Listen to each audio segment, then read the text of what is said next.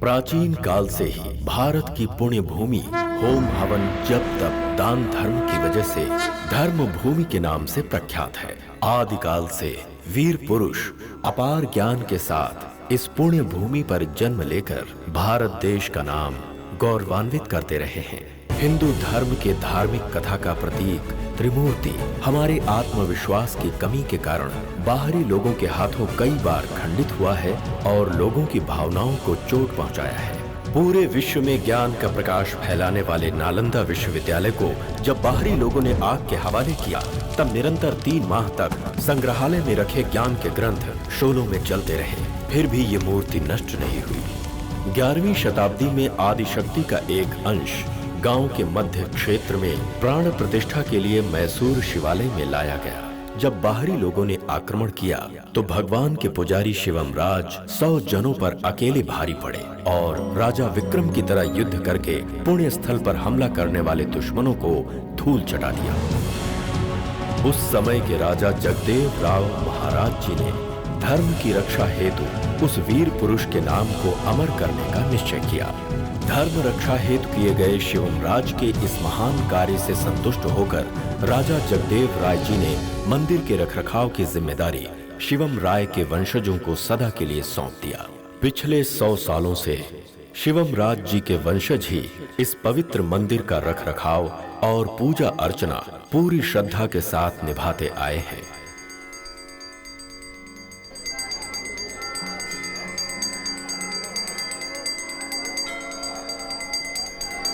बाजू हटो, बाजू हटो, बाजू हटो। पांडे भैया की जय, पांडे भैया की जय, पांडे भैया की जय, पांडे भैया की जय। नमस्ते। मंत्री पांडे जी की जय। चुप हो जाओ। भगवान के घर में आकर तुम लोग किसी और की जय जयकार कर रहे हो। बुद्धि भ्रष्ट है। ये हमारे मिनिस्टर साहब हैं। तो उससे क्या फर्क पड़ता है? पंक्ति में खड़ा करवाओ। मेरी इस तरह बेइज्जती करने के लिए यहाँ लेकर आए? मंत्री जी माफ कर दो, गलती हो गई। पंडित, ऐसे मंदिर और तेरे जैसे सैकड़ों पुजारियों को देखा मैंने। मैं जहाँ भी जाता हूँ वहाँ पर मंगल आरती का टाइम बदल जाता है और मैं जहाँ नहीं पहुँच पाता वहाँ से टोकरी भर के प्रसाद मेरे घर पहुँच जाता है। पंडित जी, आप क्यों इस तरह की कठोर बातें कर रहे हैं? मिनिस्टर साहब यहाँ इसलिए आए हैं ताकि हमारे मंदिर को ज्यादा से ज्यादा फंड रिलीज करवा सकें। मंदिर को फंड दिलवाकर अगर उन्हें लगता है कि उनके सारे पाप धुल जाएंगे तो उनसे कह दो यहाँ आने की जरूरत ही नहीं है। पहले तू ये तय कर ले कि तुझे यहाँ रहना है या नहीं। ये गंदी राजनीति करने वालों का पार्टी ऑफिस नहीं है। सच्चाई, धर्म, न्याय, नीति का स्वतंत्र पीठ है। इस पीठ से ही हमारी इज्जत बरकरार है। हम इस पीठ की शान को बरकरार रखने के लिए किसी भी हद तक जा सकते हैं। जब भी हम अपनी योग्यता खो देते हैं तो ये पीठ नीचे उतार देता है। पंडित, मैं वो मंत्री हूँ जिसके पास 28 MLA का सपोर्ट है। मेरी बात नहीं मानने से सीएम की कुर्सी तक हिल जाती है और ऐसे में मैं तुझे छोड़ दूंगा। जब तक ये पंडित इस मंदिर में रहेगा मैं यहाँ कदम नहीं रखूंगा। चलो पंडित जी,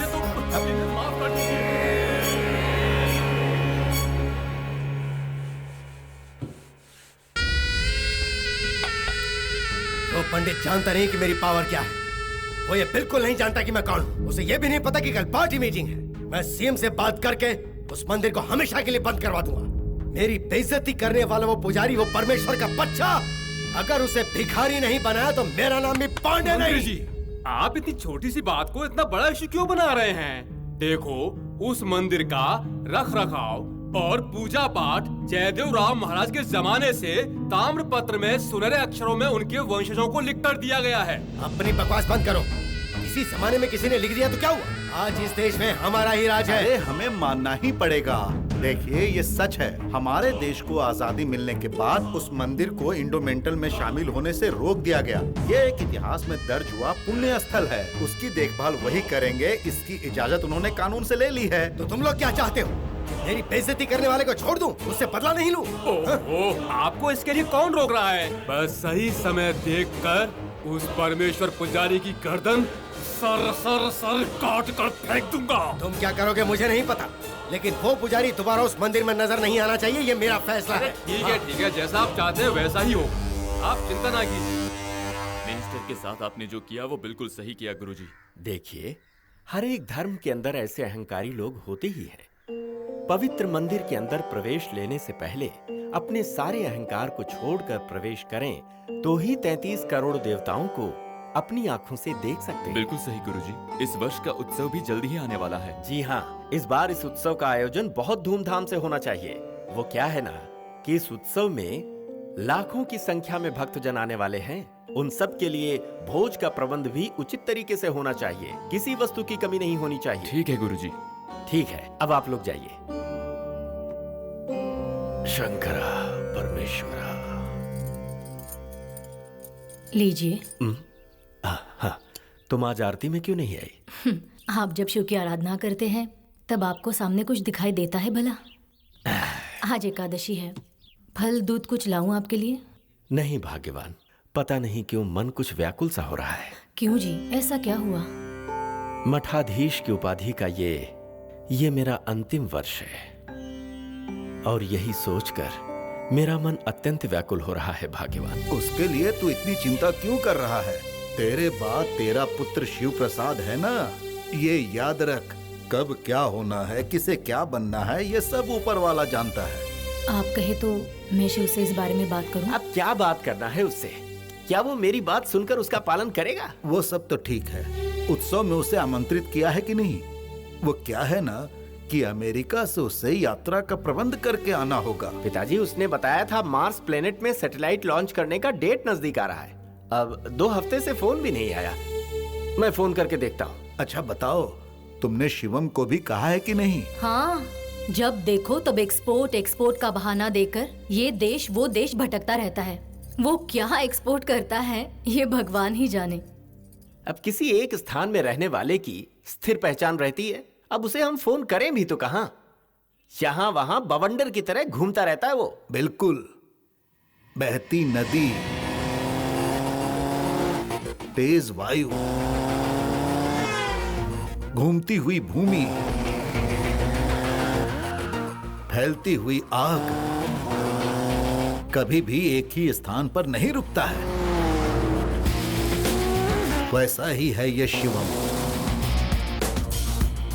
सदा यात्रा करने वाला काल भैरव।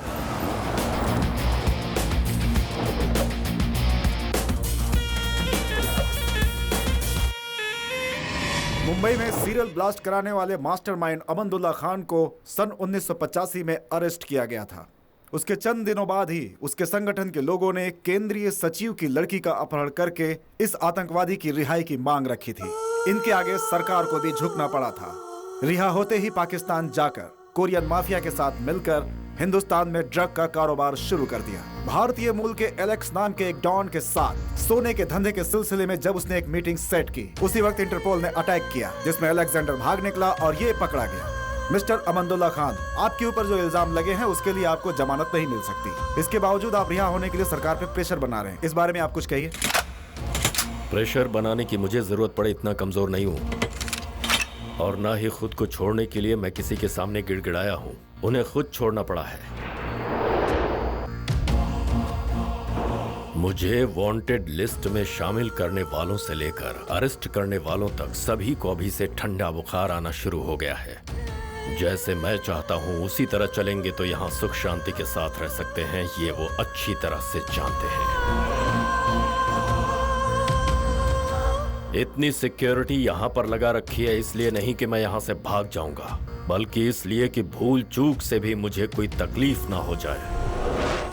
अगर ऐसा कुछ हुआ तो फिर खून की होली खेली जाएगी।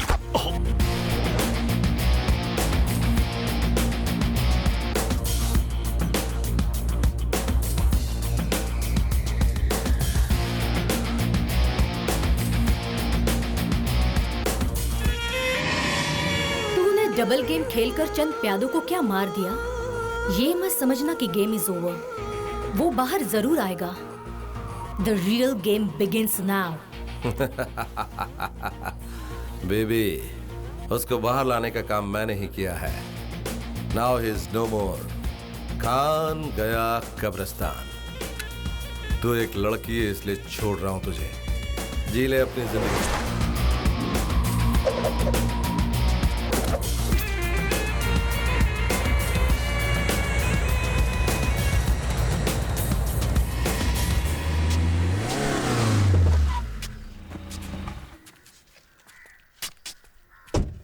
अरे अरे रुको। क्या हुआ? तुम लोग अपने माथे से विभूति चंदन सब पहुंच लो। लेकिन क्यों? वो पक्का नास्तिक की औलाद है। माथे पर विभूति या टीका देख लेगा तो चमड़े के साथ खरोच कर निकाल लेगा। ऐसा है क्या? हाँ।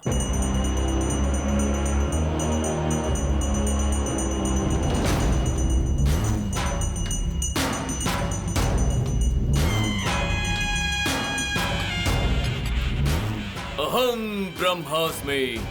मेरे लिए मैं खुद भगवान हूँ।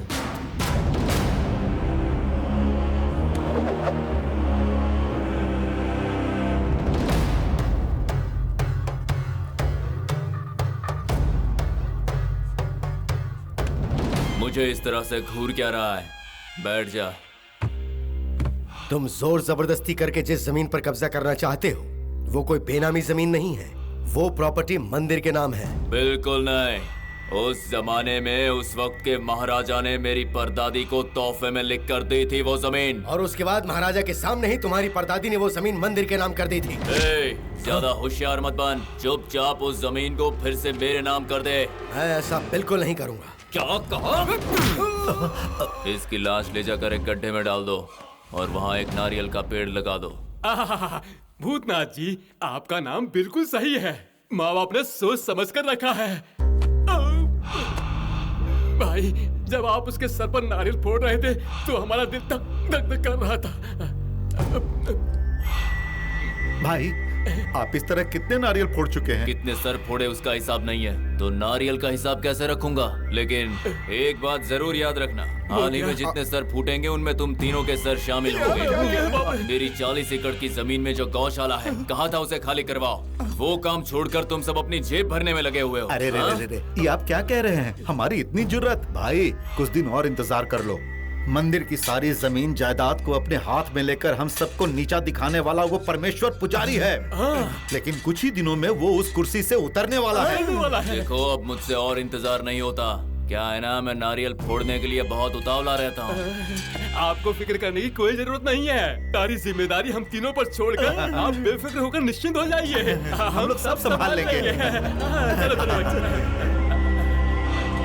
गुरुजी, आपका संगीत सुनकर तो तालाब की मछलियाँ भी ऊपर आकर अपना नृत्य दिखा रही हैं। सभी विद्वानों के पास एक ही गुण होता है, लेकिन आप गुरुजी हर किसी की आवाज में कैसे गा लेते हैं? आप बहुत टैलेंटेड हैं। ये बात पूरा संसार जानता है। मुद्दे की बात करो। गुरुजी, आज आपको ढूंढते हुए एक बड़ा आदमी आया था। कौन था? उनकी लड़की की शादी में वो आपसे संगीत सम्मेलन करवाना चाहता है। तो कर देंगे। मेरी आपसे एक रिक्वेस्ट है। आपने इससे पहले एक शादी में गाना गाया था ना, शोक संगीत। यहाँ कौन किसका है, बेरहम दुनिया है। इमोशनल गाने मत गाना वहाँ पर। उससे तुझे क्या प्रॉब्लम है? मुझे कोई प्रॉब्लम नहीं है। ब्याह रचाकर घर संसार बसाने वाला लड़का आपका गाना सुनकर 1 महीने के अंदर ही अपनी पत्नी को छोड़कर जंगल में चला गया। वही तो, मेरे संगीत में पावर है। पावर संगीत में नहीं, आपके पेट में है। भूल गया?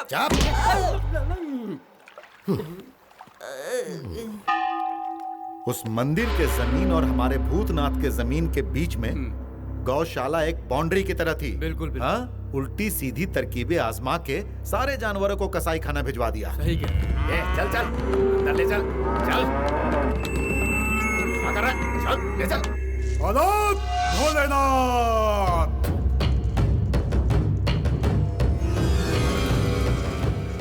अत्याचार, महाअत्याचार, सत्यानाश हो जाएगा पापियों। जैसा बीज बोएगा वैसा ही फल पाएगा। याद रखना, दूध देने वाली का रक्त बहाने वाले पापियों, तुम्हारा सत्यानाश हो। सड़ी गली चीजों को खाकर पचाने वाले गिद्ध हो तुम। घोर संकट आने वाला है। तुमने जो जाल बिछाया है उसमें तुम लोग ही फंसोगे। क्योंकि एक धूमकेतु तुम्हारे विनाश के लिए अब आ चुका है।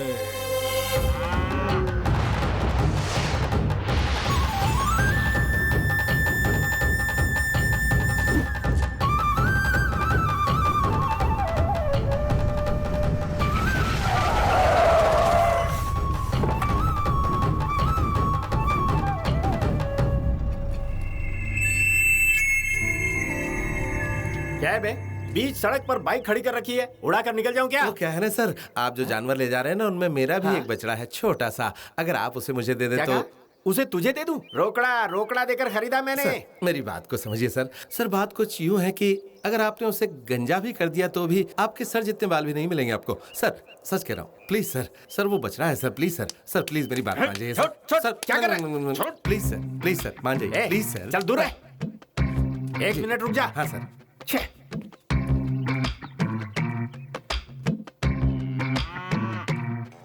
क्या हुआ बेटा? मैंने छोना? हाँ, क्या कहा? ये बात है। अच्छा छोना, उन्हें भी छाछ में ले चलेंगे। ओके। ये क्या किया तुमने? एक को कहा था, तुमने सबको उतार दिया। हमने नहीं, सबको इसी ने उतारा है। ऐसा क्यों किया? दिखाई नहीं दे रहा मैं बात कर रहा हूँ छोना से? हाँ, अच्छा ठीक है। हाँ, ठीक है। ये क्या पागलों के जैसे इससे बात कर रहा है? इसकी बोली तुझे समझ में आती है? क्यों नहीं समझ में आएगी? बिल्कुल समझ में आएगी। ये कह रहा है कि इसे माँ भी चाहिए। अभी चल रास्ता नाप। भाई क्या है ना, लगता है तुम भी अपनी माँ से बिछड़कर लावारिस थे। मैं लावारिस नहीं हूँ। हाँ, तो ये भी लावारिस नहीं बनना चाहता। ओ, हाँ तो बोलो माता। हाँ बोलो। हाँ, तो ये बात है। ओहो, ऐसा क्या? ठीक है, मैं बात करता हूँ। Okay, don't worry. ठीक है, इसकी माँ को भी ले जा। हाँ, बात यह है कि हम दोनों के सौदे में एक छोटा सा चेंज आ गया अब कैसा चेंज है भाई? माँ अकेली आने को तैयार ही नहीं हो रही है। तो फिर ये क्या चाहती है? ये माँ जॉइंट फैमिली में पली बड़ी है, तो अब दीदी को, दादी को, नाना को, नानी को, काका को, काकी को, बुआ को, फूफा को, सबको ये अपने साथ ले जाना चाहती है। कंफ्यूजन ये है कि तुम इन सबको मुझे लौटाओगे या फिर नहीं। कह रहे हीरो, अपन को धमकी दे रहा है। अब तो अपन तेरे को ही कसाई खाना ले जाएगा, समझा? हाथ हटा बे। नहीं हटाया तो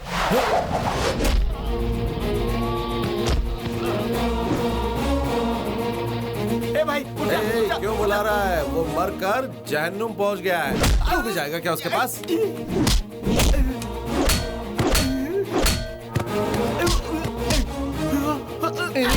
इन्हीं हाथों से तू जानवरों को काटता है ना? इन्हें मैं तोड़ देता हूँ। भूल गया कि उसका दूध तू पीता है और अब उसी को काटने जा रहा तू? हाँ, बेरहमी की हद पार कर दी है। इंसानियत नहीं है क्या? हाँ, अगर कल को तू बूढ़ा हो जाएगा तो तुझे भी कसाई को बेच दूं? कसाई को? चुप क्यों हो गया? इसी गाय का दूध पिया ना तूने? तुझे तो इसका एहसान मानना चाहिए। याद रख, जो गाय है ना वो भगवान है और उसे मारने वाले शैतान है। कान खोल कर सुन लो, शाम होने से पहले सारी गाय गौशाला पहुंच जानी चाहिए, समझे कि नहीं?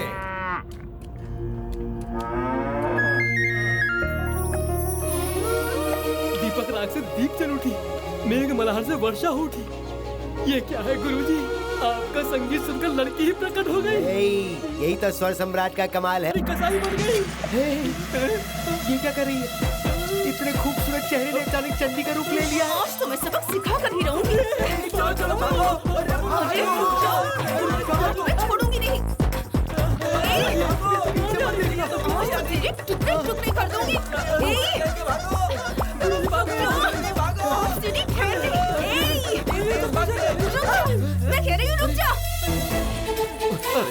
रुक जा। इतनी लंबी दौड़ लगाई और वो भी हमारे लिए नहीं सॉरी गुरुजी, हमसे मिस्टेक हो गई। अरे मैं मर गया। थी। आज तो शिवम की हत्या निश्चित है। क्या हुआ शिवम? कोई कुत्ता पीछे पड़ा है अरे क्या? कुत्ते को तो मैं पत्थर मार के भगा देता, लेकिन यहाँ तो काली माँ चंडी साक्षात मेरे पीछे है। बचाओ।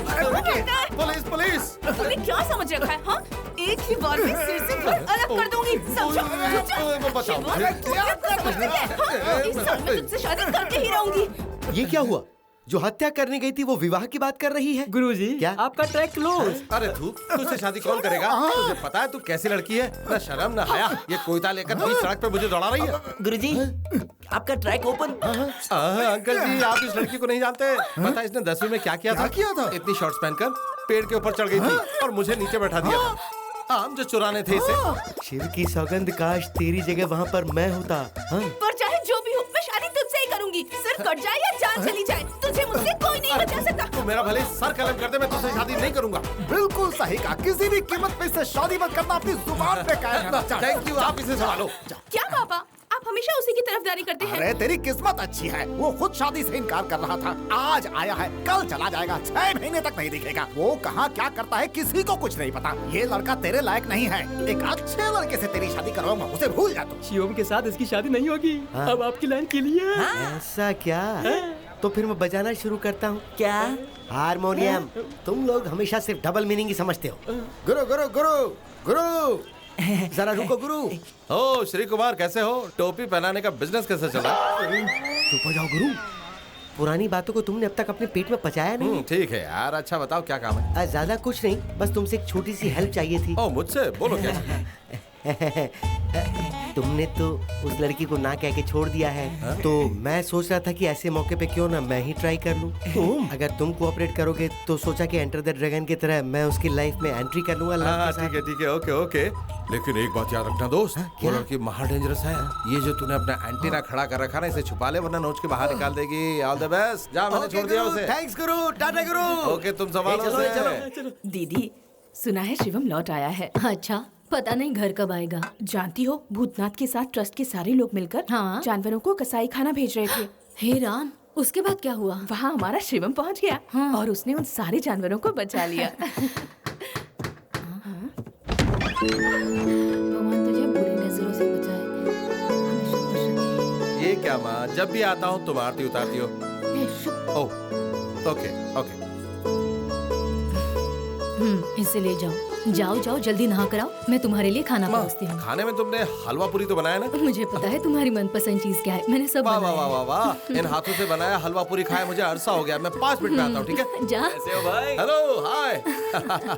हाय Pawan, how are you? Hi चाचू। ये लो, इसे खोलो और जो तुम्हें चाहिए वो ले लो, ठीक है? Thank you. क्या बात है, मुझसे पहले यहाँ पहुँच गए? बस परसों इसका एग्जाम खत्म हुआ और पापा ने कहा कि उत्सव आ रहा है तो आप लोग आ जाइए, तो हम जल्दी आ गए। गुड। तू लास्ट मंथ अमेरिका आने वाला था, तो आया था या नहीं? कुछ पता ही नहीं चला। आया था लेकिन तुरंत लौट आया, तुमसे मिल नहीं पाया। सॉरी भैया। ये पहली बार नहीं है कि तू ऐसा कर रहा है। बेटा, हाय गॉडफादर, हाउ आर यू? दद्दू।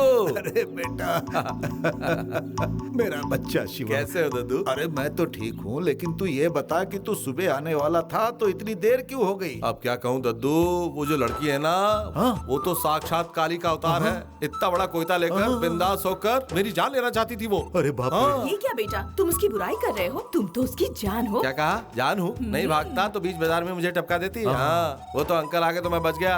अब ऐसी लड़की से कोई शादी करेगा क्या? मुझे अपनी जान प्यारी है। मतलब तुम्हें मंजूर नहीं है? करेक्ट। तो फिर ठीक है, ये बात याद रखना, चाहे जो भी हालात हो, जो बात तुमने आज कही है कल उस बात से मुकर मत जाना। हाँ, ये क्या? अरे दद्दू, ये तो ऐसे बोल गई जैसे इन्होंने पहले से सब रिकॉर्ड करके रखा हो। देखो, जो रिकॉर्ड होता है उसे हम डिलीट कर सकते हैं, लेकिन अपनी बेटी को तुम्हें नहीं देना है, ये बात उसके पिता ने मन में ठान ली है। क्यों? ऐसा क्यों? उनके होने वाले दामाद का गवर्नमेंट ऑफिसर होना बहुत जरूरी है, ये उसके पिता की शर्त है। तुम विदेश जाने का ख्याल छोड़कर यही रहकर कोई अच्छी सी नौकरी कर लोगे तो मैं किसी तरह उसके पिता को मना लूंगी। आपकी बेटी से शादी करने से बेहतर है कि मैं पूरी जिंदगी विदेश घूमता रहूं। क्यों? शिवम। हाँ, पापा। कब आया बेटा? अभी अभी आया पापा। इस बार 10-15 दिन के लिए यहाँ रुकेगा या फिर से चक्कर गिननी हो जाएगा? पापा, मेजर एक्सपोर्ट का काम निपटा कर आया हूँ। ठीक है ठीक है, इस बार कार्तिक उत्सव के बाद ही तुझे यहाँ से जाना होगा। पापा, मम्मी के हाथ का खाना और आपके हाथ का प्रसाद खा कर ही जाऊंगा, ये फैसला करके आया। अच्छी बात है। शिवम, हाँ माँ। अरे जल्दी आ, कब से बुला रही हूँ। हाँ आ रहा हूँ माँ, आता हूँ, माँ बुला रही।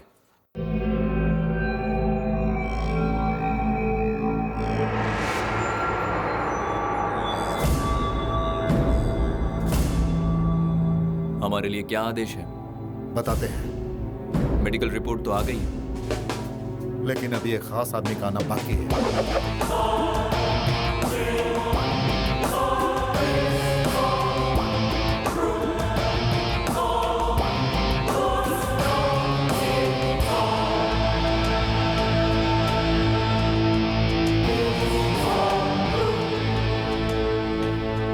शुक्रिया मेरे दोस्त, शुक्रिया। लगता है अपनी डेड बॉडी पर फूल चढ़ाने वाला पहला आदमी मैं ही हूं। जब भी ऑपरेशन कॉम्प्लिकेटेड हुए, तुम रिस्क उठाकर मुझे सेव करते रहे, लेकिन अफसोस मैं तुम्हें सेफ नहीं रख पाया।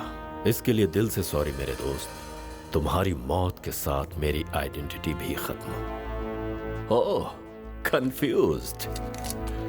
कंफ्यूज क्यों हो रही हो snake? You are too precious to be lost. तुम्हारी मुलाकात हमेशा मुझसे ही होती थी। ये तो बस मेरा एक मुहावरा था। मेरा दुश्मन एलेक्स मुझे नीचे गिराने के लिए कैसे कैसे प्लान बना रहा था, मुझे पहले से पता है। लेकिन उसका फाइनल टारगेट क्या है, ये जानने के लिए अपने डुप्लीकेट को उसके साथ मीटिंग के लिए भेजा था। उसने तो मुझे शमशान पहुंचाने का पूरा बंदोबस्त कर रखा था। सत्य, आज तुम जिंदा हो यही बहुत है। कम, लेट्स सेलिब्रेट। किस खुशी में? जो जेल के अंदर बंद था उसे बाहर निकालकर पब्लिक के सामने मारा, इस खुशी में सेलिब्रेट करें, या फिर मेरी आइडेंटिटी हमेशा के लिए खत्म हो गई इस खुशी में? जब तक मैं न चाहूं, मेरे डुप्लीकेट के मौत की खबर लीक नहीं होनी चाहिए। मेरा दुश्मन मर गया, इस ब्रेकिंग न्यूज के साथ मैं जिंदा हूं, ये सनसनीखेज खबर एक साथ आएगी। एलेक्स को अमानुल्लाह खान का रेंज क्या है सिर्फ यही पता है, लेकिन इस खान का रिवेंज कैसा होता है ये अब मैं उसे दिखाऊंगा। देखो बेटी, संगीत में सब कुछ भुलाने की शक्ति है। संगीत सीखने से लड़की की इज्जत बढ़ती है। रिश्ते की बात करते समय लड़के वाले लड़की को गाना आता है कि नहीं ये पूछते हैं, ना बोलने पर नाक कटती है। संगीत सीख लोगी तो विवाह भी हो जाएगा और शिवम को भूल भी जाओगी। चल, मंगनी की बात करने के लिए लड़के और उसके पिता पूरी रस्म के साथ यहाँ पर आ रहे हैं। अबे गधे के बच्चे। नमस्ते गुरुजी। नमस्ते शंकर भैया। अंकल जी। अंकल नहीं तो क्या दादा बोलूं? नहीं श्रीमान, हाइट और साइज छोड़ दें तो हमारी और तुम्हारी उम्र लगभग एक ही है। अरे श्रीमान जी, आप कैसी बातें कर रहे हैं? आपकी तो शादी लायक एक जवान पुत्री है और मेरी तो अभी तक शादी भी नहीं हुई है। वाजपेयी जी और अब्दुल कलाम जी भी अभी तक कुंवारे ही हैं। मुझे बात आगे नहीं बढ़ानी है। वैसे आप यहाँ कैसे? आपको रस्म की थाली नहीं दिख रही है क्या? जो। अरे वो तो दिखाई दे रहा है। ऐसे शुभ काम के लिए शुभ मुहूर्त देखकर आना चाहिए था ना। शुभ मुहूर्त देखने का टाइम नहीं था। अब आप जल्दी से हमारी बेटी को संगीत सिखा दीजिए श्रीमान। ये खड़ी रहती है तो बिल्कुल सितार जैसी लगती है, और बैठे तो तानपुरे की तरह लगती है। ये लीजिए श्रीमान, गुरु दक्षिणा। अच्छी तरह संगीत सिखाइए। आप फिक्र मत कीजिए, आपकी बेटी को संगीत में पूरी तरह डुबोकर बाहर निकाल दूंगा। अम्मा जी, सिंह जी, शंकर जी, ये सभी लोग मेरी साधना से प्रसन्न होकर मुझे इनाम दे चुके हैं। तो तुम मेरे पास संगीत सीखने का मन बना चुकी हो ना? ये दो गधे पिछले 3 सालों से मुझसे संगीत सीख रहे हैं और 3 सुर तक नहीं सीख पाए। कुछ सिखाएंगे तभी तो सीखेंगे ना। अच्छा, 5-6 साल पहले यही स्टेशन के बाहर नुक्कड़ पर तुम नारियल पानी बेचा करते थे। इतनी जल्दी इतनी कामयाबी कैसे? संगीत की साधना करने के लिए मैं हिमालय पर्वत में जाकर आलाप करते करते करते थक कर मैं वहीं सो गया था। व्हाइट और व्हाइट ड्रेस में फिर सरस्वती हाथ में वीणा लेकर प्रकट हो गई थी। उन्होंने मुझसे पूछा कि बोलो कितना अमाउंट चाहिए तुम्हें बच्चे? गुरुजी, वो एजुकेशन डिपार्टमेंट की है। एजुकेशन देने वाली क्या कैश नहीं दे सकती है गधे? तब मैंने कहा कि मुझे संगीत के अलावा और कुछ नहीं चाहिए। तो उन्होंने लंबी जबान निकाली और बीज मंत्र मेरे मुंह में फूंक दिया था। कवि सम्राट कालिदास की कहानी लग रही है। तुम मेरा मजाक उड़ा रही हो। तुमसे अच्छी तरह म्यूजिक सीखकर मैं उसे खुश कर दूंगी। किसको? मेरे शिवम को। तुम उस शिवम को खुश कर सकती हो या मैं तुम्हें खुश करके जीतता हूँ, ये तो वक्त ही बताएगा। ये देखो यहाँ अकेला बैठा है, अब मैं अपनी चाल चल देता हूँ। कैसे इंसान हो यार तुम? ऐसे घुरा रहे हो जैसे कोई जानवर घुरा रहा है। इतनी बुरी आवाज भी नहीं थी यार। और नहीं तो क्या, पास आकर घर घर गेंडे की तरह घुरा रहा है। ये 3 पैक का असर है ना। पैक का असर है? क्यों बे, भवानी ने अब तक तेरी मांग नहीं भरी क्या? वो तो किसी भी दिन भरवा लूं, लेकिन उसके बाप के दोनों पैर मेरी छाती पे पड़े हैं। क्यों, ऐसा क्या हुआ? कल उस लड़की को देखने कोई लड़का और उसके घर वाले आ रहे हैं भाई। हाँ, लेकिन मैं उसमें क्या कर सकता हूँ? अब तो सब कुछ तुम्हारे ही हाथ में है ना भाई। तो अब तेरी मांग मैं भरूं क्या? मेरी मजाक क्यों उड़ा रहे हो? फटाक से कोई आइडिया दो ना। देखो, मैं और भवानी बहुत अच्छे लवर्स हैं। देखो, दोस्ती के बीच में दरार आ जाएगी। अरे पहले मेरी पूरी बात तो सुन ले। माना हम दोनों लवर्स हैं, लेकिन वो लड़की तुम्हारी होगी। अब तुम कुछ मतलब की बात कर रहे हो? हाँ, अब मेरा आइडिया सुन। तो मेरी और भवानी की गांव के हर दीवार पे तस्वीर बना दे। बस उसे लड़का देखेगा और गुस्सा होकर भाग जाएगा। जा तू ये कर। अगर तस्वीर बनानी ही है तो मेरी और उसकी क्यों ना बनाऊं? तो जा वो कर ले। लड़का आकर देखेगा तो मजाक समझेगा वो, और लड़की को शादी करके ले जाएगा। जा जा जा तू कर ले।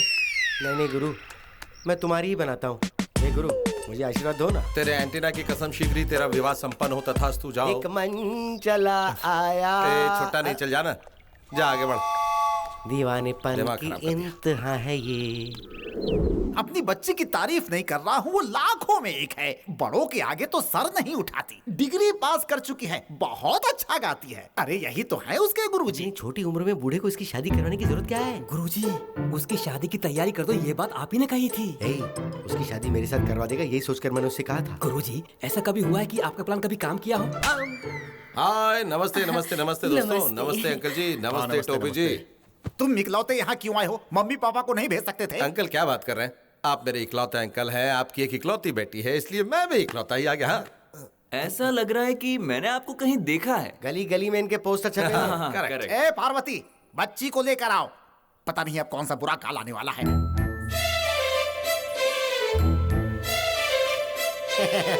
इन्हें भी मैंने कहीं। अच्छा, ये क्या किया? मनहूस। पापा, क्या है? लगता है इस लड़की को भी मैंने कहीं देखा है। इसमें शक्कर तो बराबर से मिलाई है ना? हाँ मिलाई है, हाँ। लेकिन मिक्स नहीं की है। तो करो जाने मन, मिक्स करो। हाँ, ए जी, हाँ। मेरी फिंगर छोटी है। ठीक है, तो लाओ मैं करता हूँ। ओके। ये तुम सबके सामने क्या कर रहे हो? ये अपना मुंह बंद कर, मैं तेरे लिए काम कर रहा हूँ।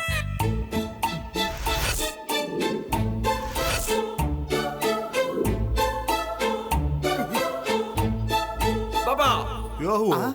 इस गांव की हर एक दीवार पर इन दोनों की तस्वीरें मैंने देखी है।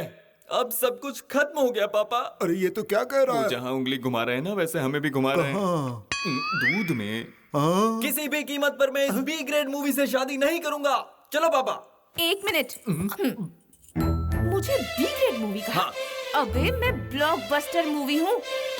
तुम मुझे रिजेक्ट करोगे? तुम्हारी हैसियत ही क्या है?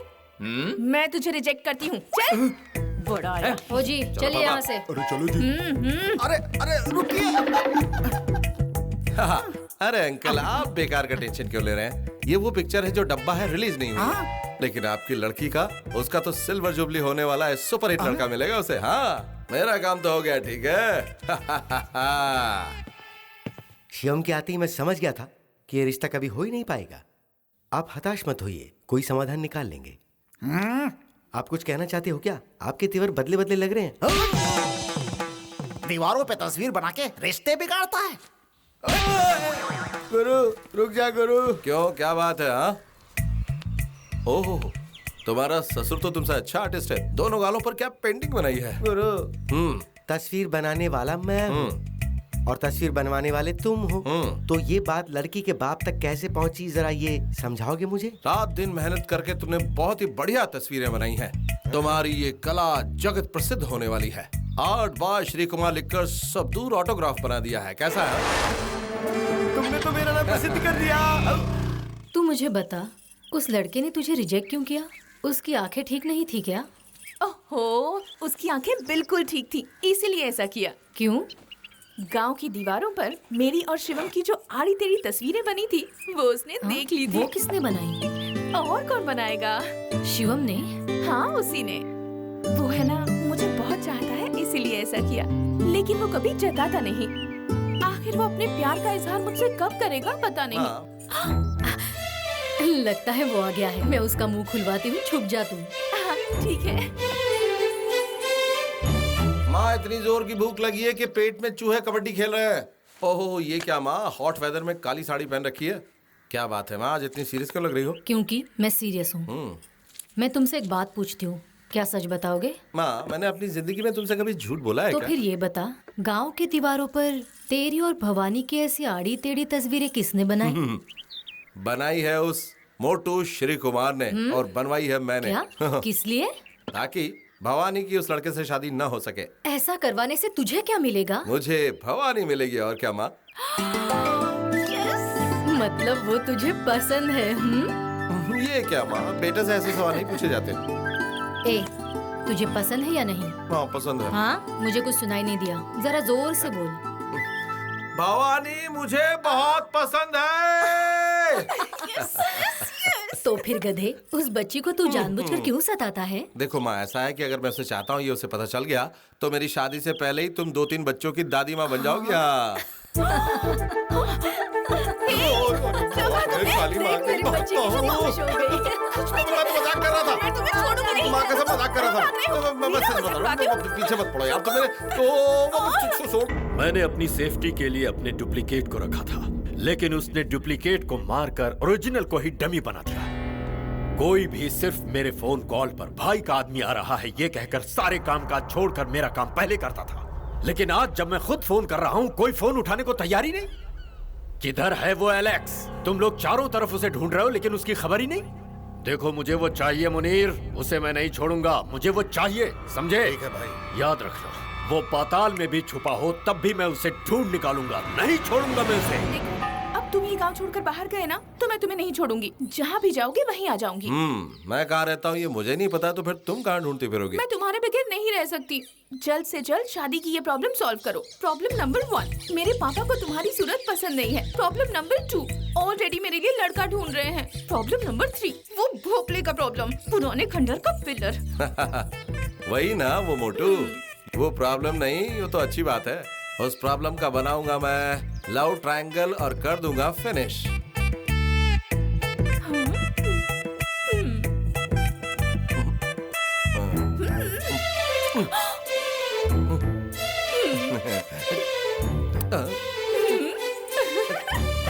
आज से आपका खाना पीना सब बंद। आज के बाद सिर्फ गाना बजाना। जिस चिड़िया के पीछे आप थे ना, वो तो फुर्र करके उड़ने वाली थी। वो तो सही वक्त पे आकर शिवम ने मदद की तो वो नहीं उड़ पाई। इस खुशी के मौके पर एक गाना हो जाए। अच्छा, मुझे आपसे कुछ बात करनी है। हम दोनों के बारे में बात करनी है? हाँ, हम दोनों की पर्सनल बात है, इसलिए इन चलो दोनों को तबला ढोलक उठाओ और रवाना हो जाओ। अरे चलो चलो, जान बची, चलो। Down darling. ओहो गुरु, कल उस शिवम अंकी ने मुझे गुड न्यूज दी कि वो शादी का प्रोग्राम कैंसिल कर रहा है। रात को जब मैं सोई थी तब एक मोटा सा चेहरा मेरे सामने आया जो मेरे मन को भा गया। फोकस करने के बाद जब मैंने देखा तो वो आप थे। क्या मैं था? और उसके बाद मुझे सच्चाई का पता चला, यही कि मुझे आपसे बेइंतहा मोहब्बत है। चोटी के एंटीना को इतना ना हिलाओ, रिसेप्शन हिल जाएगा। नॉटी। आपसे एक सवाल पूछूं? क्या ये आपके चेहरे का जादू है जो मैं पिघल कर पानी पानी हो जाती हूँ? Of course. I have decided. I love you. What's next? अब आप आकर मेरे पापा से हमारी शादी की बात कीजिए। ओके स्वीटी।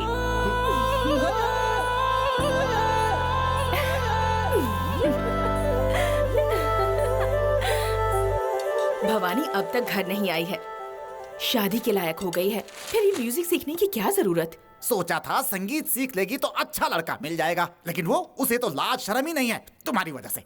ऐसा उसने क्या कर दिया? क्या कर दिया? जब भी कोई आता है गाय की तरह सींग मारने दौड़ती है। मेरे जीते जी पता नहीं उसकी शादी होगी कि नहीं होगी। मरने की बात क्यों करते हो पापा?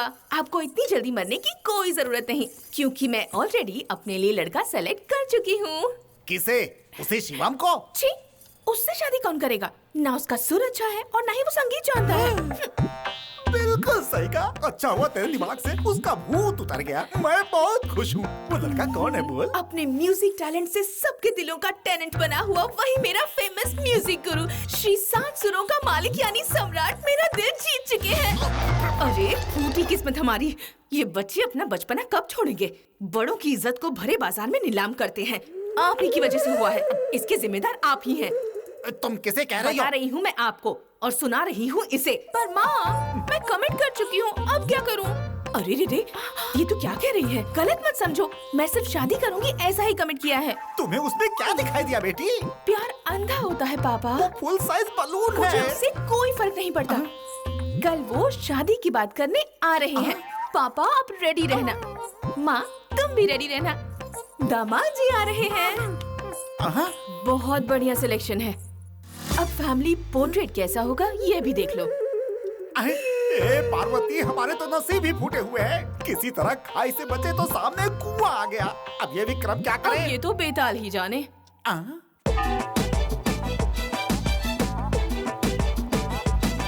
आपने मुझे अपने साथ लाकर यहाँ क्यों बिठाया है पापा? वो मेरे लिए घर में आकर इंतजार कर रहे होंगे। अरे मैं ये नहीं चाहता, इसीलिए यहाँ लेकर आया हूँ। तू चुप बैठ। ओहो, अरे ये अमंगल मंगल आरती के समय यहाँ कैसे आ गया? अरे इसे यहाँ किसने बुलाया? इन्हें यहाँ मैंने बुलाया है पापा। क्या कर दिया तुमने? चलो भागो यहाँ से। पापा रुको ना पापा, एक मिनट। क्या बात है श्रीकांत अंकल, यहाँ कैसे? क्या कहा अंकल? और नहीं तो क्या तुम्हें दादा कहूँ क्या? हेलो, मैं तुम्हारी लड़की का पति, तुम्हारा दामाद। मेरी लड़की का पति नहीं, तुम काला कोयला हो। हाथ दिखाकर बात मत करो। कल इन्हीं हाथों से मेरा पैर धोकर कन्यादान करने के बाद अक्षत डालेंगे मेरे सिर पे। अक्षत मैं तेरे सर पे नहीं डालूंगा, तेरे लाश पे डालूंगा, तुझे जला दूंगा। सुन लो, इन दोनों की शादी हरगिज नहीं होगी। ऐसा करने से पहले तुम्हें मेरी मर्जी जाननी होगी। तुम्हारी मर्जी जानकर क्या करना है मुझे? शादी करने वाली लड़की राजी है, हम दोनों शादी के लायक है, तो फिर सोचना कैसा? क्या कहा? इससे शादी करोगे क्या यार? नहीं नहीं, ये अब तक शादी के बिल्कुल लायक नहीं, जबकि तुम तो शादी की उम्र पार कर चुके हो। सच में देखो भवानी, इसे तो तुम्हारी क्या हुआ? छोड़। अरे ये कौन सी लैंग्वेज है? जर्मन लैंग्वेज है। जर्मन लैंग्वेज मुझे नहीं आती। चल मेरा हाथ छोड़। इधर आओ ना गुरु, इधर आओ। गुरु, अगर तुम ऐसा करोगे तो कैसा चलेगा? वो मेरी अकल, मेरी शक्ल और मेरी पर्सनालिटी पे नहीं मर मिटी है गुरु, वो तो मेरी वॉइस पे मर मिटी है गुरु। वॉइस पर? हाँ। अबे गेंडे, तुझे क्या लगता है कि तेरी वॉइस किस पर है? मैं नहीं जानता। ये क्या कर रहे हो? हाँ, ये है ना गीत माला, लोक गीत, भक्ति गीत, वेस्टर्न सॉन्ग, सब कुछ इस वॉइस कंट्रोल म्यूजिक प्लेयर पर भर के रखा।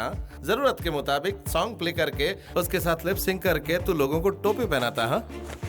तेरे पेट पे बंधी है आईपॉड टेक्नोलॉजी, चोटी में लगा हुआ ये जीपीएस एंटेना और कान में मिनी स्पीकर बूम बैग्स। इन सब से तू लोगों को बेवकूफ बनाता है।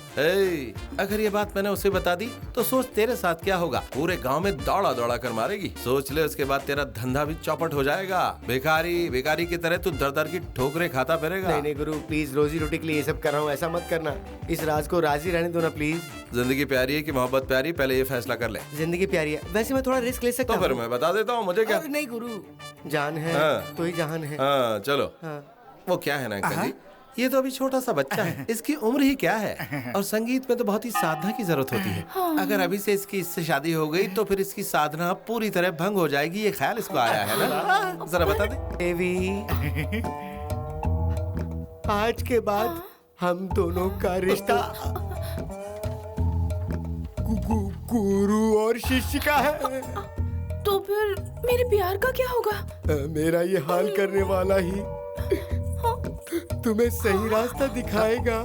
अंकल जी, तो फिर शादी के इरादे का क्या हुआ? दिल के अरमां बह गए। ट्रायंगल पे गेम सक्सेस।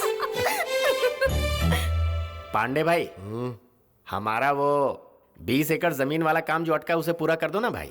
तुझे बैठे बैठे वही याद आया है क्या? समझ हो गया, अब टेंशन मत ले। ये बताओ कि नई खबर क्या लाए? पांडे भैया जी, मंदिर का उत्सव नजदीक आ रहा है। हर साल आपके दिए हुए डोनेशन से ही आसपास के 10 गांवों को बुलाकर पेट भर भोजन का प्रबंध आज तक करते आए हैं। उस मंदिर में फूटी कौड़ी नहीं देने वाला मैं। मुझे मंदिर में आने से मना किया उसने। सैकड़ों लोगों के सामने मेरे दिए डोनेशन को उस पुजारी ने धिक्कारा था। मंत्री जी, ये कार्तिक महीना ही उसके लिए आखिरी साल है। बिल्कुल। इसके बाद वो रिटायर होकर घर के सामान की तरह कोने में पड़ा रहेगा। उसके बाद मंदिर का सारा रखरखाव हमारा ही होगा। सही कहा। देख लीजिएगा। ठीक है, चलो देखते हैं।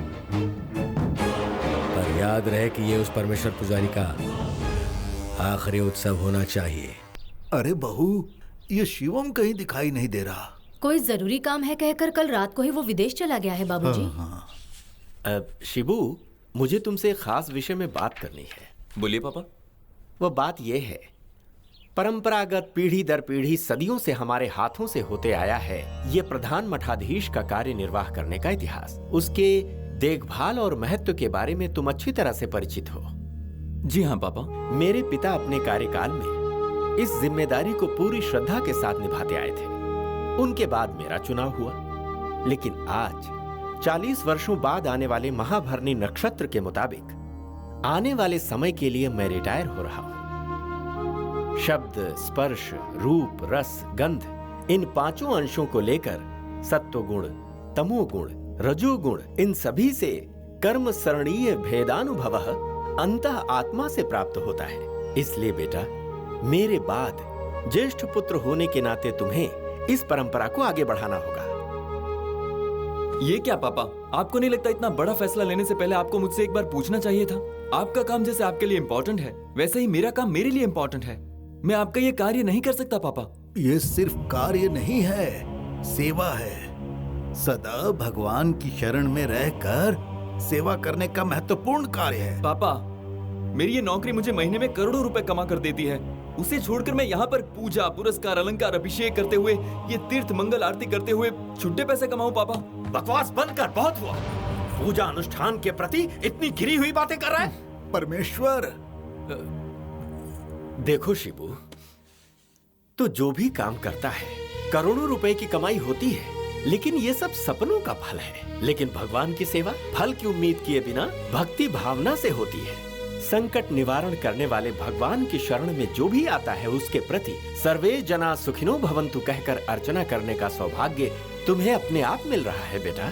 जो कार्य तुम इस वक्त कर रहे हो वो कोई भी कर सकता है। तेरे जैसा साइंटिस्ट हर एक गांव में, हर एक गली में मिल सकता है, लेकिन गर्भगृह में भगवान को छूकर पूजा अर्चना अलंकार करने का सौभाग्य करोड़ों जन्मों के पुण्य फल के स्वरूप ही मिलता है। ऐसे शुभ अवसर को यदि तुम खो दोगे तो तुमसे बड़ा मूर्ख इस संसार में और कोई हो ही नहीं सकता। पापा प्लीज मुझ पर ज्यादा प्रेशर मत डालिए। चाहे कुछ भी हो जाए, मैं अपना फैसला नहीं बदलने वाला पापा। भगवान के लिए ऐसी बातें मत करो शिबू। तुम्हारे ना कहने से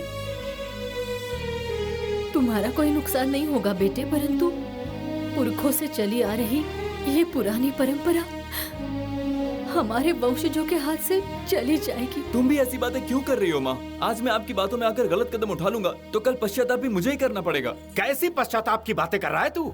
आज तू, तेरी पढ़ाई, तेरी नौकरी, तेरी तरक्की, यहाँ तक कि 2 वक्त की रोटी भी तू खा रहा है तो वो सब भगवान शिव के आशीर्वाद से ही है। ऐसे शिव की पूजा आराधना करने से तू इनकार कर रहा है? मूर्ख कहीं का। पापा, आप जिस शिव पूजा की बात कर रहे हैं उस पूजा को मैं ना करूँ ये भी पुरखों की मर्जी हो सकती है। पुरखों, परंपरा और उत्तराधिकारी के नाम पर आप मेरी बलि चढ़ा रहे हैं पापा। दादा के बोए हुए बरगद के पेड़ पर मैं फांसी पर चढ़ जाऊं क्या? शिबू, जिन 9 ग्रहों की पूजा करने की बात कर रहे हैं उन 9 ग्रहों के साथ मैं अपने लैब में रोज खेलता हूं पापा। भगवान के लिए मुझे बख्श दीजिए। बार बार एक ही बात। ये पूजा, पुरस्कार, धर्म, ये सब आपका काम है। मुझे ये सब नहीं समझ में आता और ना ही मैं करना चाहता हूँ। बेटा शिबू,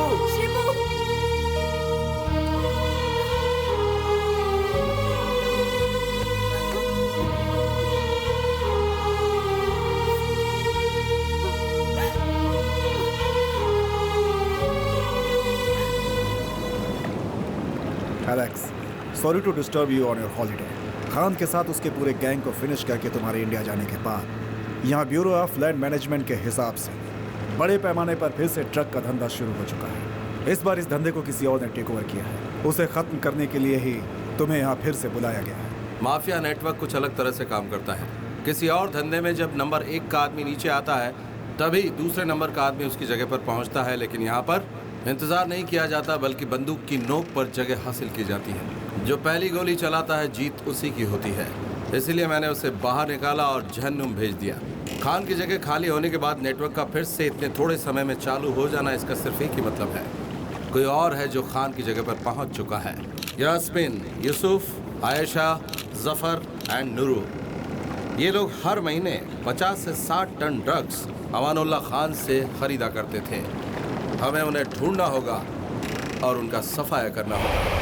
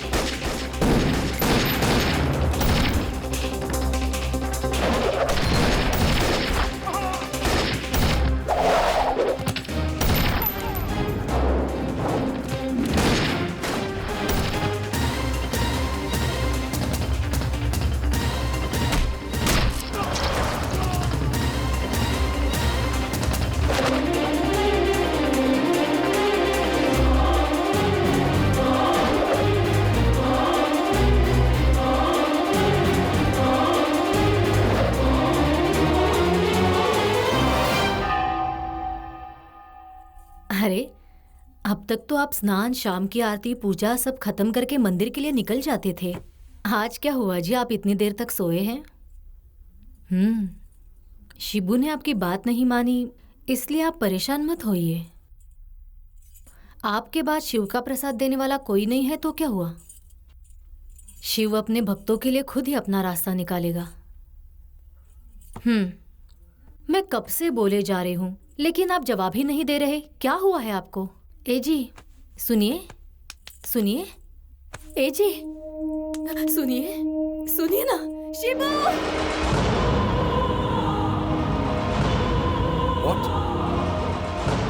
रुद्रा, शरीर से मुक्त हुआ जीवात्मा तेरी ओर प्रस्थान कर चुका है, उसे तू मुक्ति दिला।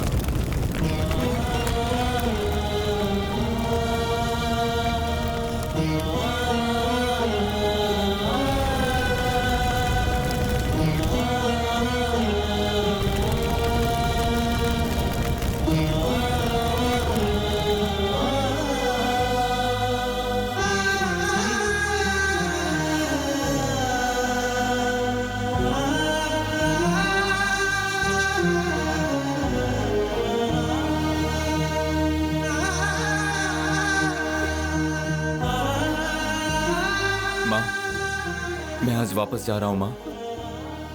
यहाँ की सारी विधि संपन्न करने के बाद तुम भी मेरे पास आ जाना माँ।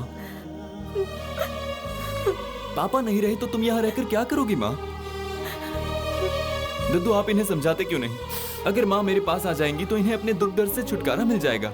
हमारी सोच जैसा अगर सब कुछ होता तो दर्द से हर किसी को छुटकारा मिलता, संसार में हर कोई हंसी खुशी के साथ जीवन बिताता। ये सब कुछ छोड़कर तुम्हारे साथ आना हमारे लिए बिल्कुल मुमकिन नहीं। इतने सालों तक यहाँ रहे, हम इस मंदिर और जगह को नहीं छोड़ सकते। यही हमारा अस्तित्व है। तेरे पिता को गुजरे हुए अभी 3 दिन भी नहीं हुए और तू अपने फर्ज को छोड़कर जाने की तैयारी कर रहा है। वहाँ सैटेलाइट लॉन्च होने वाला है दद्दू, मेरा जाना जरूरी है। देखो बेटा, पिता के वचन का पालन करने के लिए वन में गए श्री राम जी जैसा तो तू नहीं बन सकता। माता पिता को कंधे पर ले जाने वाला श्रवण कुमार जैसा महान बेटा भी तो तू नहीं बन सकता।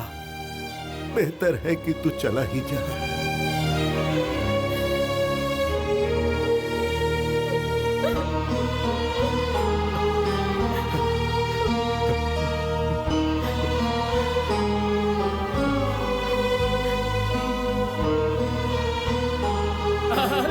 अरे सुनो भाई जी, आपके लिए खुशखबरी है।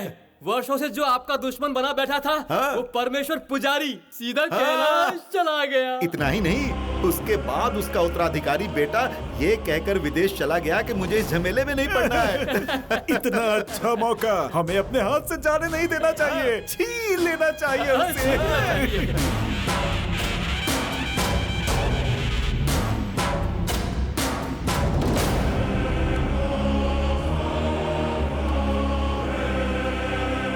तेरे माथे पर लगाया हुआ मेरा ये भस्म मेरी किस्मत में लिखी हुई मंदिर की वो जमीन मुझे वापस ला कर देगा। आज के बाद उस मंदिर का यही उत्तराधिकारी है और यही वारिस है। हमसे ऐसा क्या अपराध हो गया जिसके लिए तुम हमें ऐसी सजा दे रहे हो? सदियों सदियों से काल भैरव बने हुए हो। हम श्रद्धा से तुम्हारी सेवा करते आ रहे हो और तुम्हें जरा भी चिंता नहीं। तुम हमसे ये अपनी सेवा का सौभाग्य क्यों छीन रहे हो? बताओ भगवान, बताओ। अब तुम ही हमें कोई रास्ता दिखाओ।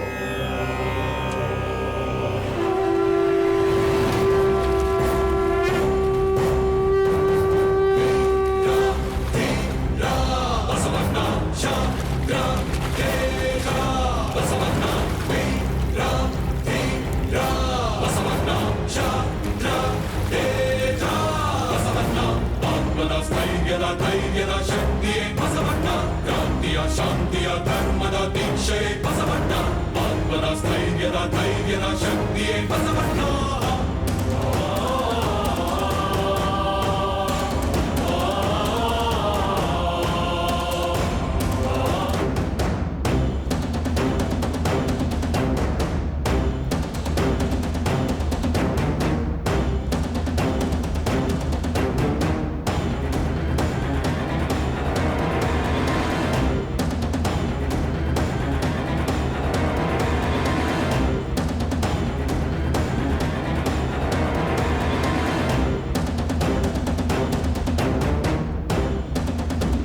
रुक जाओ।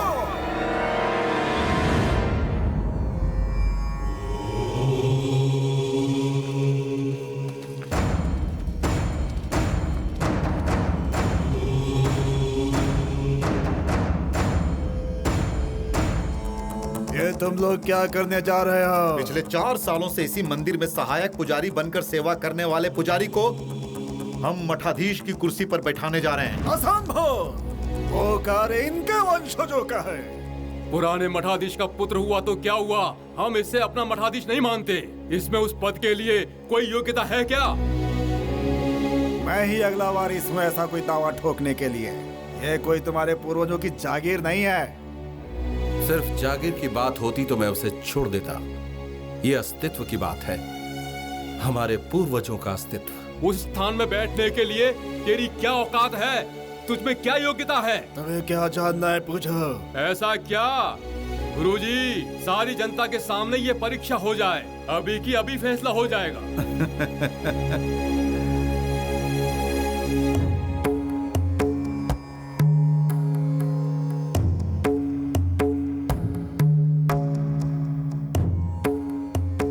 हमारे धर्म में देवालय मतलब एक सशक्त व्यवस्था है।